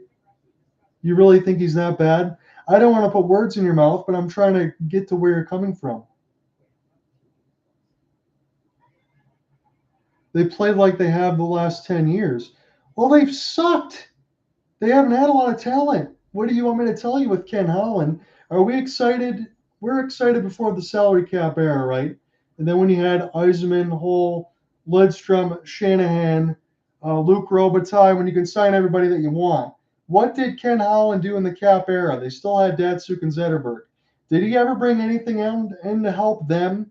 No. He brought in Larkin. Larkin had to come in because there was no other talent on the team, and he made the team because he was the best at the time. Who helped out Datsuk and Zetterberg? Who's helping out Larkin right now? Who else is good enough on this team to lead number 71? I'm not trying to sit and defend Dylan Larkin. I'm a U of M man. I like them. I went to OU. But tell me, who's helping him? Is DeBrincat doing his job? Do you like that enough? Patrick Kane is. If you say anything about Patrick Kane, I think you're delusional. I know you're not going to. And I'm not trying to yell at you. I appreciate your thoughts, and I want to have a conversation, and we can definitely continue it through the play-by-play. But you're definitely entitled to your opinion, and I'm not going to flame you for it. I'm just asking. Zarfi says, I feel Vancouver has a chance from the West, even though they're going through a slump with their star players. Yeah, Elias Pettersson. Kane's actually playing. Cat has definitely lost his buzz. Okay, we can agree on that. I'm with you. So, difference of opinion a little bit on Larkin, Chef. I'm not hating you for it. I can understand it. He's got the top money. You want him to play like the top dog. I think Dylan Larkin at his best, this is just me, I think he's the heart and soul of the team, but at his best, I hate using the word 2C because it drives me nuts because I think he does so much more than that. But I don't know if Marco Kasper is going to be who's going to be a number one, because Larkin would be great on a second line, but with a good team. But Perron, that's not enough. Sprong's not enough. Line needs to get his Florida streak back to get us there. You're completely correct there. He's burned out. James Reimer hasn't been very good, and Billy Husso's been hurt. What are you going to do? He's not used to playing this many games, and he's not going to make it. Let's get back into the third period play-by-play. And this might be a formality, but I'm going to be here with you nonetheless. And right at the game store, help with sports guy at WordPress.com. And Raymond, that's where the blog's been for the last couple of years. And this will go up and out of the playoff with Raymond Chance. Honestly, besides for Kane, I know you didn't say this either, Chef, but what I will say, and I think you'll agree with me on this, Raymond's probably been their best player during the garbage streak. Husso totally dropped the ball, and when it became a dad, it all went to hell. There's certainly a lot of fans that feel the way that you do. Yeah, it didn't work out. Even the Nedeljkovic thing, and you're right, it might burn a little bit, but I am happy for Alex Nedeljkovic, honestly, because he didn't have a good defense behind him. There's not a good defense right now. Simon Evanson's look good. Well, yeah, you're right. Yeah, Raymond's been good. We can agree. Yeah, we agree on a lot of the stuff, just difference of the Larkin thing. But I totally respect your opinion. Mata in around the end boards, as this will be picked up by the cat. To break it, we'll watch this go slowly around the end boards for John Carlson. It'd be nice if the Red Wings can get some defensemen like that, but I know he's old. Just throwing that out there. Again, it can't just be Sider, but I know Sider maybe had a little bit of a regression. But it's easier to do when you're playing with guys like Trot and Petrie, isn't it? I know they're easy to pick on, but hopefully Edmondson and Sider is the number one D pair, but you still need 4 other defensemen, don't you? And there's a lot of work to do here. So Andrew Kopp will take the offensive zone draw. This will be Nick Dowd, second line, fourth line. Derek Lalonde squad and Spencer Carbery. Couple of goals to tell you about Dylan Strome and Alexei Ovechkin in that second period. And this might already be done, even though we're just beginning the third. I'm just feeling that way, as this will be iced. 18:55. I didn't even hear the whistle. So I'll set this back up in here for the play-by-play. Again, we got the third typed in. So when we get a commercial break, we'll jump back into anything else. And thank you for all of the comments. Dallas is also a threat. Zarfi, that's where I completely agree on that side too. Vegas, I think Demko is going to want revenge, and Edmonton doesn't have it. I agree with you completely on Edmonton. I don't like the way that they're structured, and it's not just because of my Ken Holland hate from the way that it all went. It's too offense heavy for me. When they had the one streak, when they won, 16 in a row, they played some defense and won some low-scoring games. If they're not doing that, they're not going to win playoff games when you outscore everybody 7-6. It doesn't happen like that. Especially off a couple of years ago. Off a break, here's Larkin. Oh, he gets forehand stopped by Lindgren with the left pad. Now Protas will push. Here's a long wrister. This one gets blocked. Dylan Larkin off the breakaway. He gets canceled off the pad. Wide open in front. Red Wings don't pick up the assignment. And I think this actually gets blocked up. Chef says, would like to see Sprong. The stupid emoji of Sprong get hot again and then Vlano and Fab. Yes. Secondary goal scoring is big, Chef. They haven't had it. You're on the money there. That's why they're really struggling. 31 goals this season, third straight with 30 plus for number 71. As this is back around 4 line. And the Red Wings start in the home Reds as it's Cup. Game the entry right down the middle, and that is a great play on defense there for Hendricks LaPierre. Kopp didn't even see him coming. As this is banked in around the end boards here. Try to fend the injury as Carbery. He'll actually get to it first. But he has got no help. Ole Mata now near the left side along the end boards. Christian Fischer try to go ahead and push in with Zarnik. It's Fischer off the half spin. This goes up a blocker of Lindgren and settled back down. Ole Mata looks like he might be on the edge of a shift, but he'll get all the way back down the ice. And the Red Wings will start again right to left in this third.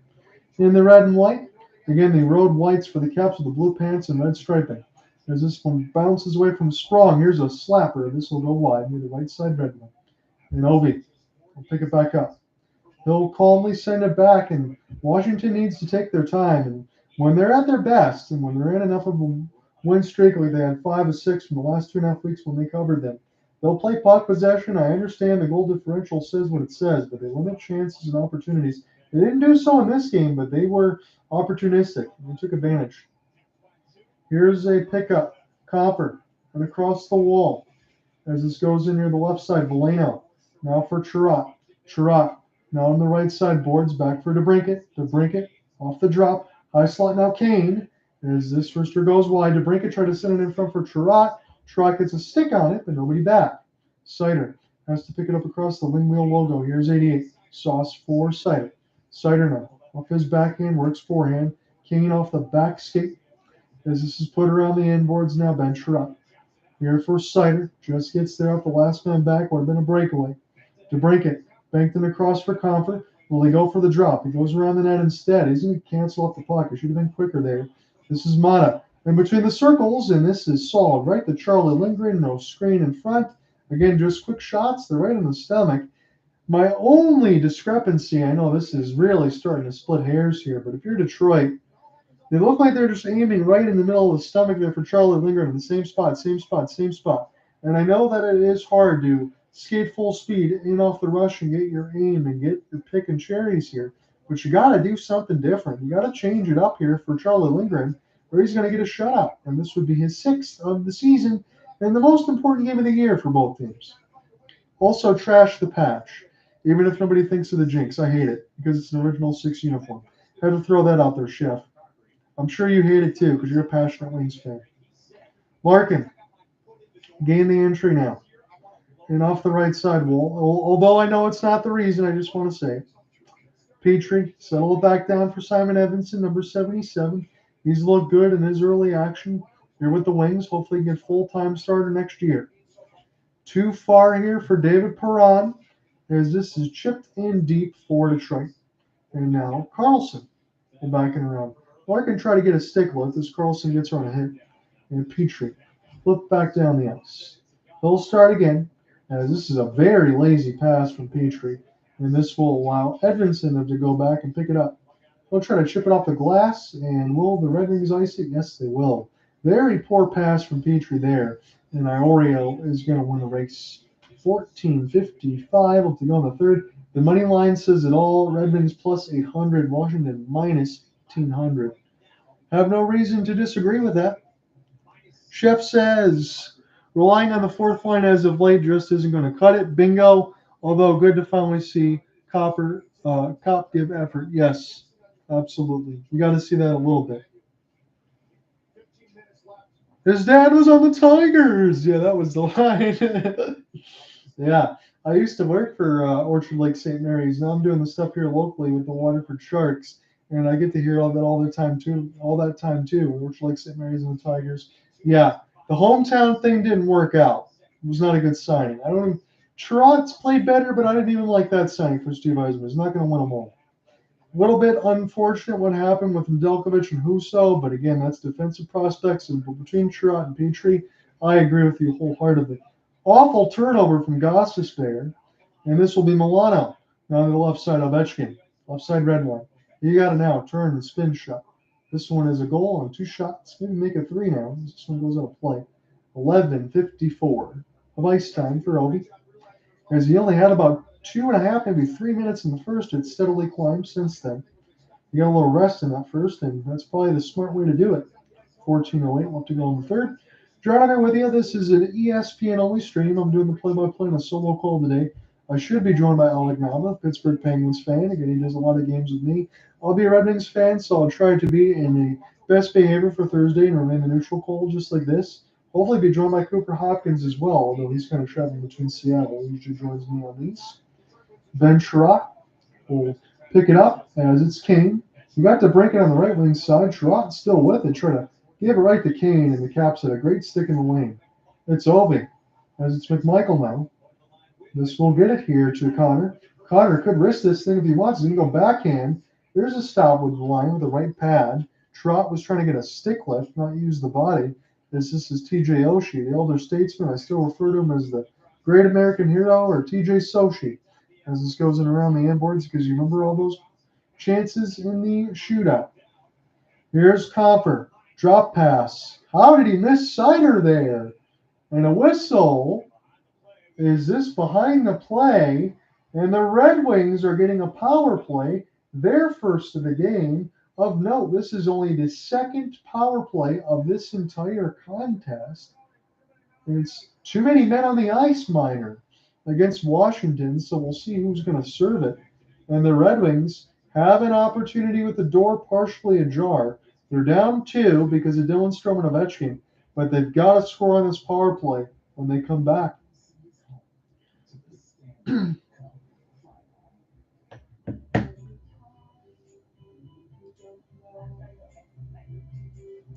Gotta keep him, says Chef sarcastically. Gotta use that voice. I understand it, my friend. I agree with you. He's got to go. There is nothing. I mean, Chef asked me this. I mean, you could probably answer because you probably know a lot more than I do. I do follow hockey and cover. I don't cover the hometown team Red Wings all the time because when they're playing teams that are bottom of the barrel, it's not exciting. I'm not going to get anybody watching, right? So I kind of pick and choose my spots. What happened with Justin Holl? Is he just a healthy scratch all the time? Is that what's going on here? Because do we really believe, you and I, even if it's just us in the comments section right now, that Justin Holl's not better than Gostisbehere or Petrie or Mata or anyone else at this point? I'm not going to blame Mata. I don't hate Mata. I think he's a good defensive defenseman. At least for Gostisbehere and Petrie, whose plus minus is bouncing up there, why isn't he playing? One lead works all day. Does not compete working on magic. Just 1 week. 12 hours of uninterrupted painting. 3. Entertain 4. And for fast painting, try These are just quick scores. I'm not going to go into the particulars here because we're going to get them back in the third period in a moment. Hurricanes up 2-1 after 2 over the Bruins. Flyers getting pasted 6-0 in the Bell Center by the Canadians. If you thought 2-0 was bad for the Wings, it's worse over there. Bolts and Blue Jackets tied at 2. That anomaly. Panthers still on a 2-0 lead over the Sens. Maple Leafs up 3-2 over the Devils. Jack Hughes down for the year. Islanders were up 3-0. Now it's 3-2. Blue Shirts trying to get back into it. Jets up 3-1 on the Preds. That is big for the Vegas Golden Knights. Sabres and Stars. Sabres up 2-1 on Dallas. Wild Avalanche get underway. Kings, Ducks, Coyotes, Kraken. Flame Sharks later today. That's just a quick reset for you. So Detroit's first power play. It would be a good time to score. This is a must score. As TVR will send it down the ice. Again, that is not rooting for either one. If Detroit doesn't score here, their season's probably over. And that's not even a blasphemous statement. Patrick Kane will find the entry from Ghost. David Perron now near the right side wall. It's Shane. We'll get this one across for Lucas Raymond. Patrick Kane, right side. Back in a high slot for Gostisbehere. Back to Kane. Kane, wrister. High off the glass, but that certainly had the speed as it's Perron. Right dot. Back to Gostisbehere. Touch pass. Perron. A lot of window dressing for Detroit right now. They got to get pucks on net. Kane. They're just looking for a perfect lane here. Larkin. In deep. Floating pass for Perron. And Lindgren's going to swan dive, and he will go ahead and pick it back up and force a draw. Red Wings get another offensive zone draw coming with 1:04 on their power play. First of the game for them. 12:30 left to go in this third. Maybe they think of him as more of a bruiser on Hull, but I agree. He grinds, and he outplays Petrie. See, Chef, maybe a handshake. This is going to be like stepbrothers here. Do we just become friends? I agree with you, my friend. I didn't see Woolman tonight either. Is he still rolling? He's still rolling 7 defensemen right now. Still hurt enough, I guess, for Derek Lalonde because Jake Woolman, I understand at times he might drive you crazy, but that's still my top line with Woolman and Sider. Or hell, put Woolman on the second line with Petrie and put Edmondson and Sider. You got to make changes. Larkin. Now for Ghost. The defensive zone drive for 71. Perron! Off the outside of the post. As this is cleared down, Shane Gostisbehere will settle it back and across the blue line. So Red Wings first post of the game. Caps have already hit 2 and scored twice. Larkin, good bullet pass to Kane near the right side. This will be picked up by Raymond across the wall. Caps don't get there. Perron just holds it in. Kane got to use the embankment. Good back pass for Larkin. Larkin turning on the Jets off the half spin now. Larkin drop for Ghost. Ghost now to Perron right dot. Perron back to Shane. Shane, patient, still waiting for a lane. Perron, Larkin one-timer. This one blocked in front by the Caps. Goss to spare. Now for Kane. Larkin wide open. He shoots it wide near the right side post. And this is back to Shane. Red Wings power play is going to be done. Larkin getting the entry now. Perron. They have it in the zone. Goss to spare keeps it in. Caps the full strength. Ovechkin. He was the one serving the penalty. Wow. As this is Larkin spin. Saved by Lindgren.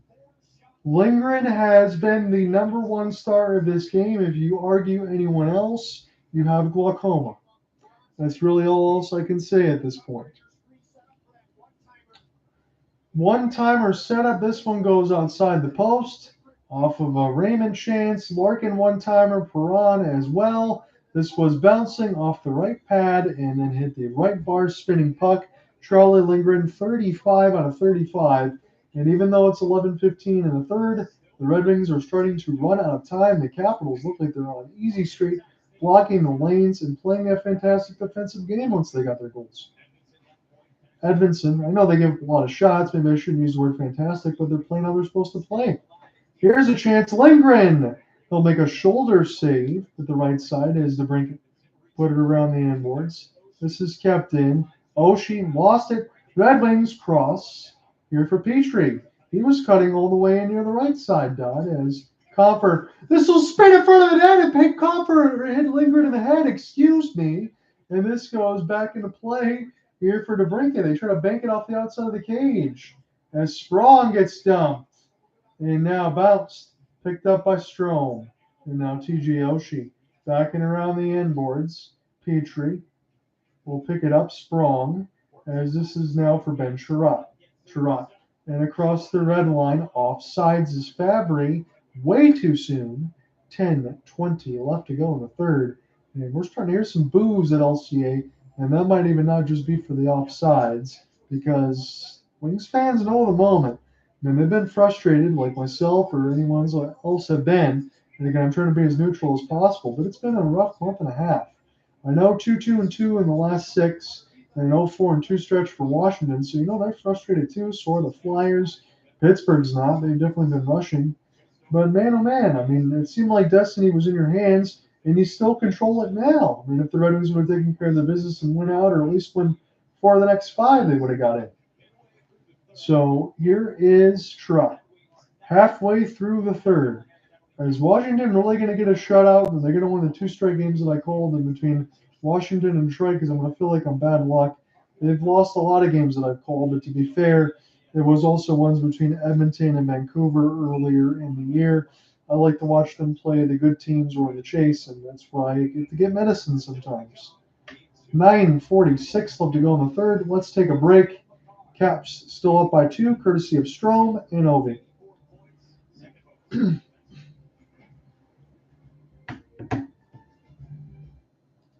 With armor all, a little bit of this. Do you like bunk beds, but just don't touch my damn drum set? No, I won't touch your drum set. No, I appreciate the Step Brothers reference. I do karate in the backyard. Oh boy, man, oh man, I don't know what to say. I'm trying. I'm hanging in there. I think Thursday is going to be just as painful. I think Sidney Crosby might just turn the lights out. We want you to take the kids. You guys. Doesn't count. This is giving me the fuzzies. But what you need is will. Trust in will makes it easy. For as low as $199, you can quickly create a state-specific, legally valid document that actually counts. Sorry, there's still a little fiber needs on me because I've been up since like 6. After this, I'm definitely going to get some food first before I do the story, though. But I'm going to be a sad man, I think. Because Thursday, here's the big kick in the pants, and I can say this openly now. Because it's going to be Red Wings in Pittsburgh. So I'm going Pittsburgh. I think they're going to win. But the double kick is that the Michigan Wolverines play Boston College Eagles. And I think the Wolverines will get smoked too. I didn't expect them to get in the Frozen Four. I'm very happy about that, but still. I hope not.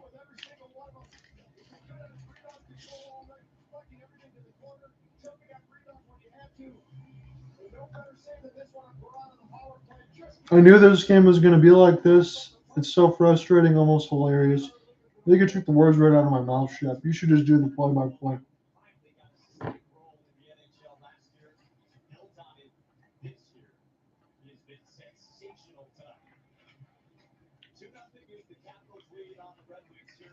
My apologies. I get some food. I want to eat all over the play-by-play here. So, Nick Jensen, put it around the inboards. Hey, you know what, Shep? I'll just throw this in there. Why not have Nick Jensen score? just rub this salt in, right? Let's just get to that point now. I'm starting to get a little pessimistic about this game myself. 9:25 left to go in the third. Hey, well, I do it to myself. It's my own fault because when you watch them play meaningful games, you don't find a way to win. And then I heard Jim Costa on the ticket here locally. Are you from Detroit here, Shep? I don't want you to give out the location or anything because there are some weirdos online. But you said, I'm going to the game and I guarantee a win. It's like, okay, we're going to lose then. But Nick Jensen put this around the inboards as it's Ovechkin now. And near the right side off the spin and turn. I'll throw it in an open area. Kane tries to get to it first as this is picked up now for Connor McMichael. Former Hershey Bear won the AHL championship as this one goes up the outside of the cage from the Coachella Valley Firebirds. This is picked up by DeBrincat and stolen easily for McMichael. And now Sherratt will have to start it one more time across the left side red line. This will be dropped and doesn't shoot it immediately was DeBrincat. I'm not quite sure why. We'll take this one in deep, and Kane was sniping for a short side. And that was a hellacious wrister. I think he caught a piece of the net. 8:40 left to go in the third. Yeah, so you probably saw the same thing that I saw on the social media side with Jim Costa. He's like, yeah, I'm going to the game, guarantee a win. Yeah, thanks for the loss. He said, Ned's going to score a goalie goal on Thursday. Hey, yeah, we're going for the ultimate salt. At that point, what do you even call that? That's just like jumping off a bridge at that point. I don't mean to sound like that. I'm not trying to take it figuratively in a negative way, but I mean, how much lower can it get? It's off the backhand now, and it's now recollected by Robbie Fabry. I'm almost losing my train of thought because I'm getting upset. Now Fabry and Kopp in around for Christian Fischer. Ole Mata will get a centering feed, but the Caps are right there with Beck Melenstein. They'll send this one down for Nick Dowd. Nick Dowd will beat Gostisbehere to the puck as he tries to finish it. Dowd near the right side falls down, and this is with the team in red, and the Red Wings now at home, Reds. Again, I'm old enough to remember when they were whites, and I missed those. I wish they'd flip it back. As it's Lindgren backing around the inboards. The last time you're going to need something here, the Red Wings get a banana peel behind the net. Looks like they're not going to score anything other than that. 36-23 is the shot board, and it was a lot worse at one point. But it's still 2-0 from Strome and Ovechkin. It's snipes on the left and right dot, respectively, on wristers. David Perron. Here for Larkin. Perron's speed for 71. Easily picked off Sonny Milano off the half spin, and that's a bad pass for Sonny, former Duck. And now we'll see who's got any speed. Lucas Raymond. He goes for a back pass for whatever reason. He should have taken that to the net. And now the Caps. It's a 2-on-1. Sonny Milano cross. And this one goes wide. Milano wide open in front. Red Wings will get the late support. And Larkin got to be on the edge of a shift. He'll find this in between some skates and then lose it. As Red Wings want too many men on the ice, I believe. They're not going to get it. This will be iced. Not iced, my apologies. They wanted too many men, so I did get that correct, but there was not a call. And we're still underway here with 6:50 left to go in the third. Again, fumbling all over myself. Not a professional. As it's Sider, backing around the embankment. Red Wings will get this in across the blue. As Comfort chip it in, and the fans are given the customary chance to the ref, but I mean, they really can't say much else. You kind of feel bad for anybody in attendance here. As this is DeBrincat, and across the right side. Here's an opportunity across for Comfort, and that one's thrown right to the Caps as DeBrincat's in his own end with Sherratt. I'd like to see DeBrincat maybe go coast to coast and take it here, do something. As Sherratt, and near the right side, drop for Kane! And right on the doorstep, it's Charlie Lindgren making another save. 6:13 in the third. That was one of his best. Kane was in the spot that he needed to be, per usual. And Charlie Lindgren right there stops the puck with 6:13 left in the third.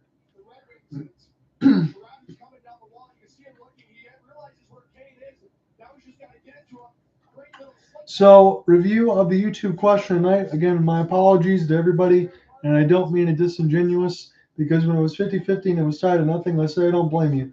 Now I can say we all got it wrong. 59% to 41. Red Wings going to get the win today. Doesn't look like it. Here is an opportunity now for the Red Wings off the draw. Andrew Kopp throwing an octopus on the ice. Is that going to be a good omen here? There's only 6:13 left to go in the third. But man, oh man, I love the Red Wings as much as anybody. But I can't imagine carrying that in my shorts. I mean, how do you do that? The whole way through. Try to do something to bring in a good omen there for Al, the octopus. But man, oh man, they need something here. And you got Vladdy in the building. What more do you need? Andrew Kopp, as it's Fabry, and this will be a face-off win for Andrew. Alexei and Fabry will erase a little bit of cross-checks. My good friend just tossed one. That's a shout-out, Mike. That's very cool. Very, very cool.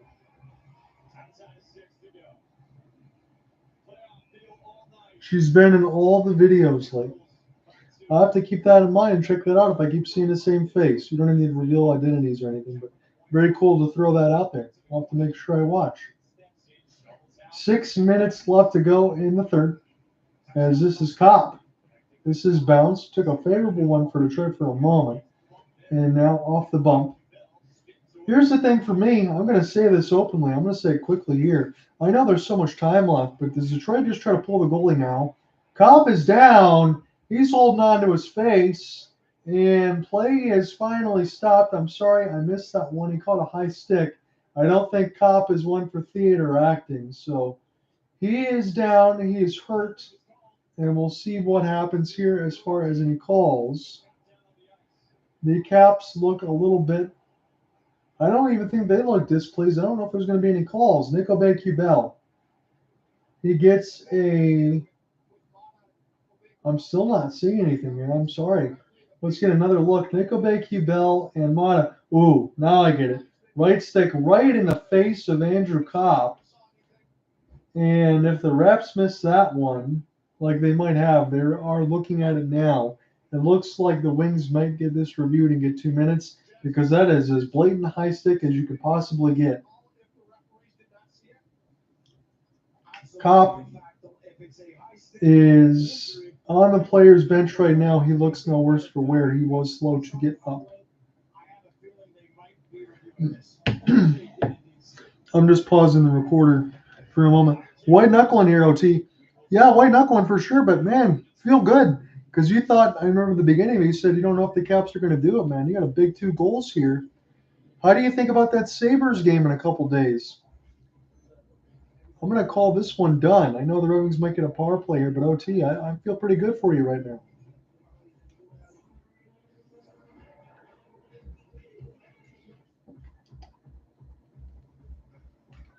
And maybe for the reverse jinx for you, my friend, I should do more Wings Caps games whenever we get them, because the Caps seem to take 2 points.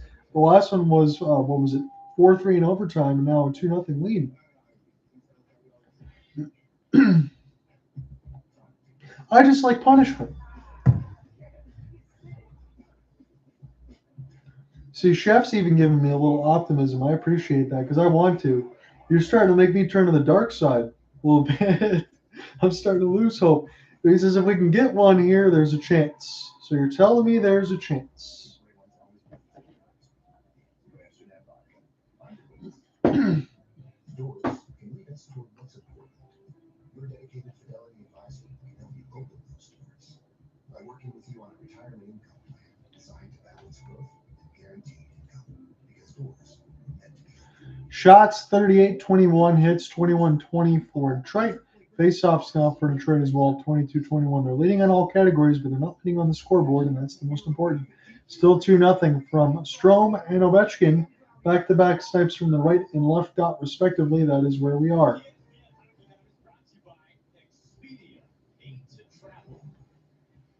Islanders holding on a 3-2 lead. They were up 3-0. Jets up still 3-1 on the Preds. Sabres and Stars tied at 2 goals apiece.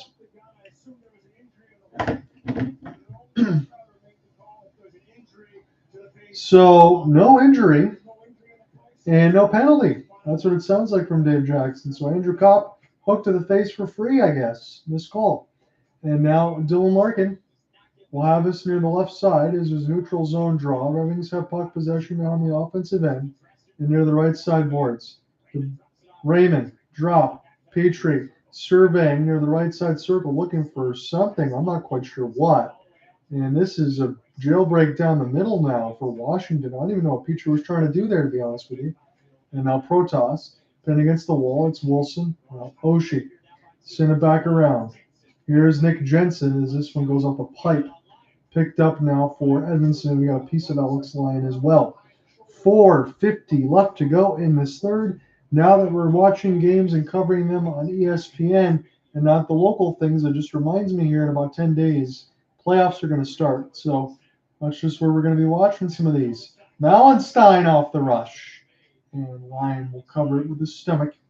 4:38 left to go in this third. John, you're with you on the call. It's a solo call for me today. Been up since 6 a.m. Hopefully I've been caffeinated enough but not delirious enough to give you a normal call today. So I appreciate so many of you that have jumped in for this critical game. I don't know if we're going to get as many for Pittsburgh and Detroit on Thursday, considering where Detroit's going to be, but that is going to be what I'm going to cover for the most part. And then we're going to flip between BC and U of M on the Frozen Four side. That starts at 8:15. If one game gets completely out of hand, I might just go right to the other. I don't know if I'm going to write 2 stories, but we'll definitely get a double broadcast between both and post it as one. That's how we'll do it. 7-season playoff drought tied for the longest in franchise history, and after today, it might be 8. 4:25 penalty call against TJ Oshie, and now Moritz Seider is going to skate. This will start this here for Detroit. Got a 6-on-5. Detroit trying to find the entry. Daniel Strome. This shot gets blocked, and Charlie Lindgren will not have this handcuffed in because it bounces off the cap. TJ going to the box. And the window, I've said before, it's been open, but this is the last chance for Detroit here. And if you're really crazy, if you're Derek Lalonde, I'm going to do it right now because Detroit's desperate. You got Alex Lyon off the pool. You got a power play. I'm full sending, folks. I'm going 6-on-4. I'm doing it. I'm doing it. That's my call. And I don't care who disagrees. I'm desperate. Get some goals. Dylan Larkin, Shane Gostisbehere, David Perron, Patrick Kane, Lucas Raymond. It is Larkin. Off the draw. Raymond helps win up the tie-up. Raymond taken down. Fans want another one. They're not going to get it. It's Kane near the right side. Back to Gostisbehere. Shane. Now here for Perron. Perron back now to Shane. This is a gotta have it right here for Detroit. 3:55 left to go in this third. Patrick Kane. He's stuck near the right dot. There's a seam pass. This will bounce. And off the left side boards all the way down the ice. Alex Lyon will settle it back down. Shane Gostisbehere off the back skate. Red Wings in their second power play. Larkin has it. Left side wall. Spin and turn. He's being held, and this goes right back to nobody. My, oh my. Alex Lyon now. Shane Gostisbehere right to left, and I'm losing my impartiality at this point. 3:15 left to go. Red Wings empty net. They are going for the 6-on-4. 3:10 left. Raymond. Right side wall. Draw for Perron. He's wide open. Here's a chance. Gets blocked. Cap's doing a great job here just trying to cover those lanes. Perron, Larkin, crisscross, right dot. Shane. Get this here for Kane. Kane. Perron open. Misses the top of the net. Goes down the ice again. Rolling puck. Again, they can clear this without any sort of icing because it's a power play. Shane Gostisbehere off the drop. Same unit here for Detroit. Kane leaves for Larkin. Now Perron, right side blue line. Shane has it. Gets it across for Patrick Kane. Number 88. Back to Gostisbehere. Slap pass. Lucas Raymond. Perron. They need more shots. Gostisbehere, what a block out in front by the Caps. Now Kane, right side wall. This could go right into the empty net. This is high, and this will work as a clear. Race for the puck. Last man diving. Somebody stops it there. David Perron finding the injury. Net's still empty. It's 6-on-5. Raymond shoots. He hits the side of the post or maybe off a stick. 2:06 left to go in the third. We get a stoppage.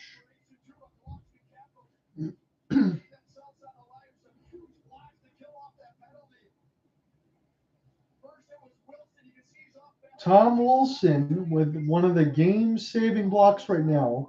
I know it's a 2-0 lead for the Caps, but it was Wilson and Malenstein with blocks on the kill that possibly stopped a couple goals. Again, humbly appreciate all of you in the YouTube stream. I know it's just a talking head with a crappy camera and voice, but I try to do as best I can in the power play. At least help carry that weight. Thanks for the great commentary, by the way. Great job, Sisha.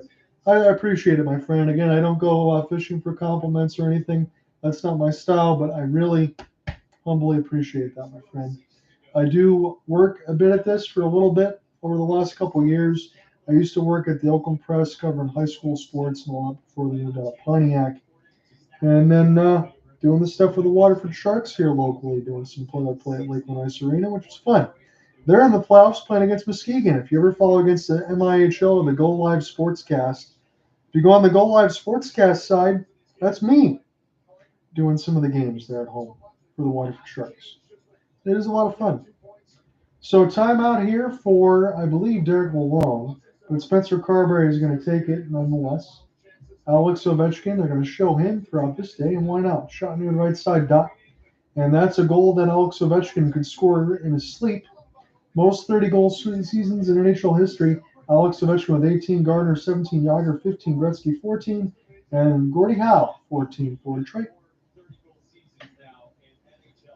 So about 2 hours and 25 minutes on the stream. It looks like we'll be done at that point. And anyone else, sorry that you got it wrong in the YouTube chat as far as the comments section, but 2:06 could change that narrative as this is put around the end boards here. Red Wings couldn't win an offensive zone draw, but they're trying to be hyenas on raw hamburger meat. This is kept in. Gostisbehere. Now here's opportunity for Larkin. Gostisbehere. Near the right side, dot Perron. Another shovel pass near the right side. It's too predictable here as it's Kane near the right side boards. Carlson, Malenstein trying to force a steal. This is gloved down by Shane. He needs help. Larkin forced the steal. Now Kane shoots it. Rebound. Fabry. He can't find it. And now picked up as a blocked off Jensen. Perron crisscross. Wings desperate. Minute 25 maybe left in their season. And I'm not trying to be hyperbolic. Cleared down the ice. Bounced off Shane Gostisbehere. And this will be settled down. Ghost. And across the wing mill. Drop for Larkin. It's Perron now. Give to Dylan. Dylan! Centering feed wide for Fabry! My goodness, he had an open net. As this is sent down. A minute left to go in this third. The Washington Capitals can take a big 2 points, and they certainly deserve it because they had some really bad turnovers on Detroit's end. Double hit Larkin, everybody forcing the puck. Ovechkin might get an empty netter, but this will be the Wings. Now with Perron, they'll blow it dead. Maybe it went off the netting. 46 seconds left to go in this third. I don't know what to tell you. The Washington Capitals, they're going to leapfrog Pittsburgh and Detroit. Again, they're only a point away at 83. Pittsburgh 84, Detroit 84. Detroit's going to stay ahead of Pittsburgh, but a point behind because of the game in hand and wins in regulation. But they play Thursday. JT Compher, as the fans begin to reach the exits, and I'm sure they feel miserable. JT Compher lying back in his goal crease on for defensive zone draw. And for the Caps, you love the booze and the miserable feeling because you know that's a big 2 points. Red Wings empty the net again. Bounce away from Strome.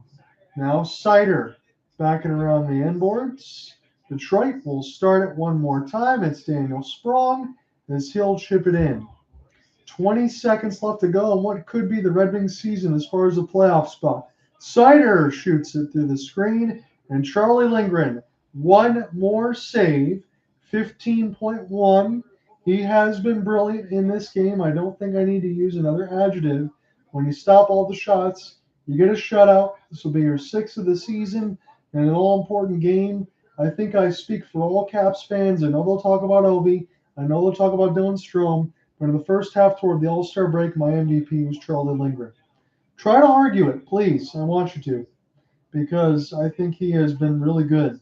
They expected Darcy Kemper to do the job. I understand it's not the same defense that the Avalanche had for the Caps, but he stopped everything. Larkin wins the draw. Goss's fair. Red Wings got to go quick. They'll fire this toward the net. Carbery as this goes across the wall. Kane picks it up, centering feed, bouncing puck. This is dive. It'll kill some time. Fight at the net, and the Red Wings score a goal, but it's not going to matter. The shutout is going to end, but they're going to run out of time. Patrick Kane, if you had him on your bingo card, you're smart because that's the one you would expect. So Lindgren's shutout goes away. Red Wings get a buzzer beater, but the Capitals should hold on for a 2-1 victory. We'll see how much time is left on the clock, but I don't think there's going to be much. Patrick Kane puts it in, and there was still 0.8 left. I don't think they're going to add much more than that. So all this should be is a center ice draw, and it should be done. So the Red Wings are going to fall 2-1 unless there's some sort of miracle and the Red Sea gets parted. Right now the clock is 1.1. The only thing you can do if you're Larkin is fire it down the ice, correct? I don't know how else you would even do it with 1.1 at a center ice draw. So Patrick Kane scores the lone goal for Detroit, but they're going to lose a giant 2 points, it seems like, and Washington will take this 2-1. I don't think this is going to take much more than a formality of dropping the puck. That is unreal, isn't it? That is how it would happen for any Red Wings fans, isn't it? We're going to do another draw, apparently. Is that the salt in the wound, Chef? Yeah, let's score a goal, but we'll do it with no time left. I don't even know what to say. I'm kind of speechless. And that's literally my job. Carbery, draw. Game over. Washington wins 2-1. Alex Ovechkin, GWG in the second period. Patrick Kane does get one in the dying second of the game. Washington, big 2 points. Detroit gets nothing. Again, it's not over yet, but it certainly feels like it. Yeah, it is a slap in the face. It certainly feels like it. And Charlie Lindgren, you are a master of your own domain, my friend. You certainly deserve that. They played well. They take the win. Detroit falls. Hey, we'll see what happens on Thursday. And Shep, I hope you're not mad at me for this. If the Red Wings don't get in and they kill it now, can we just get the Wolverines to get to the final? I'll just give me that. If you're going to put the Red Wings out of their misery, give me the Wolverines to get in the Frozen Four past BC. I'm not holding my breath, but that's what I want right now. I don't know what to say. Hopefully I can regroup on Thursday. Congratulations to OT. I feel for you, my friend. I know it's a lot of fun, and I'm very happy to watch your team get the win because you've always been around, you've been joining in, you've always been fun. I appreciate the back and forth. I hope you make it.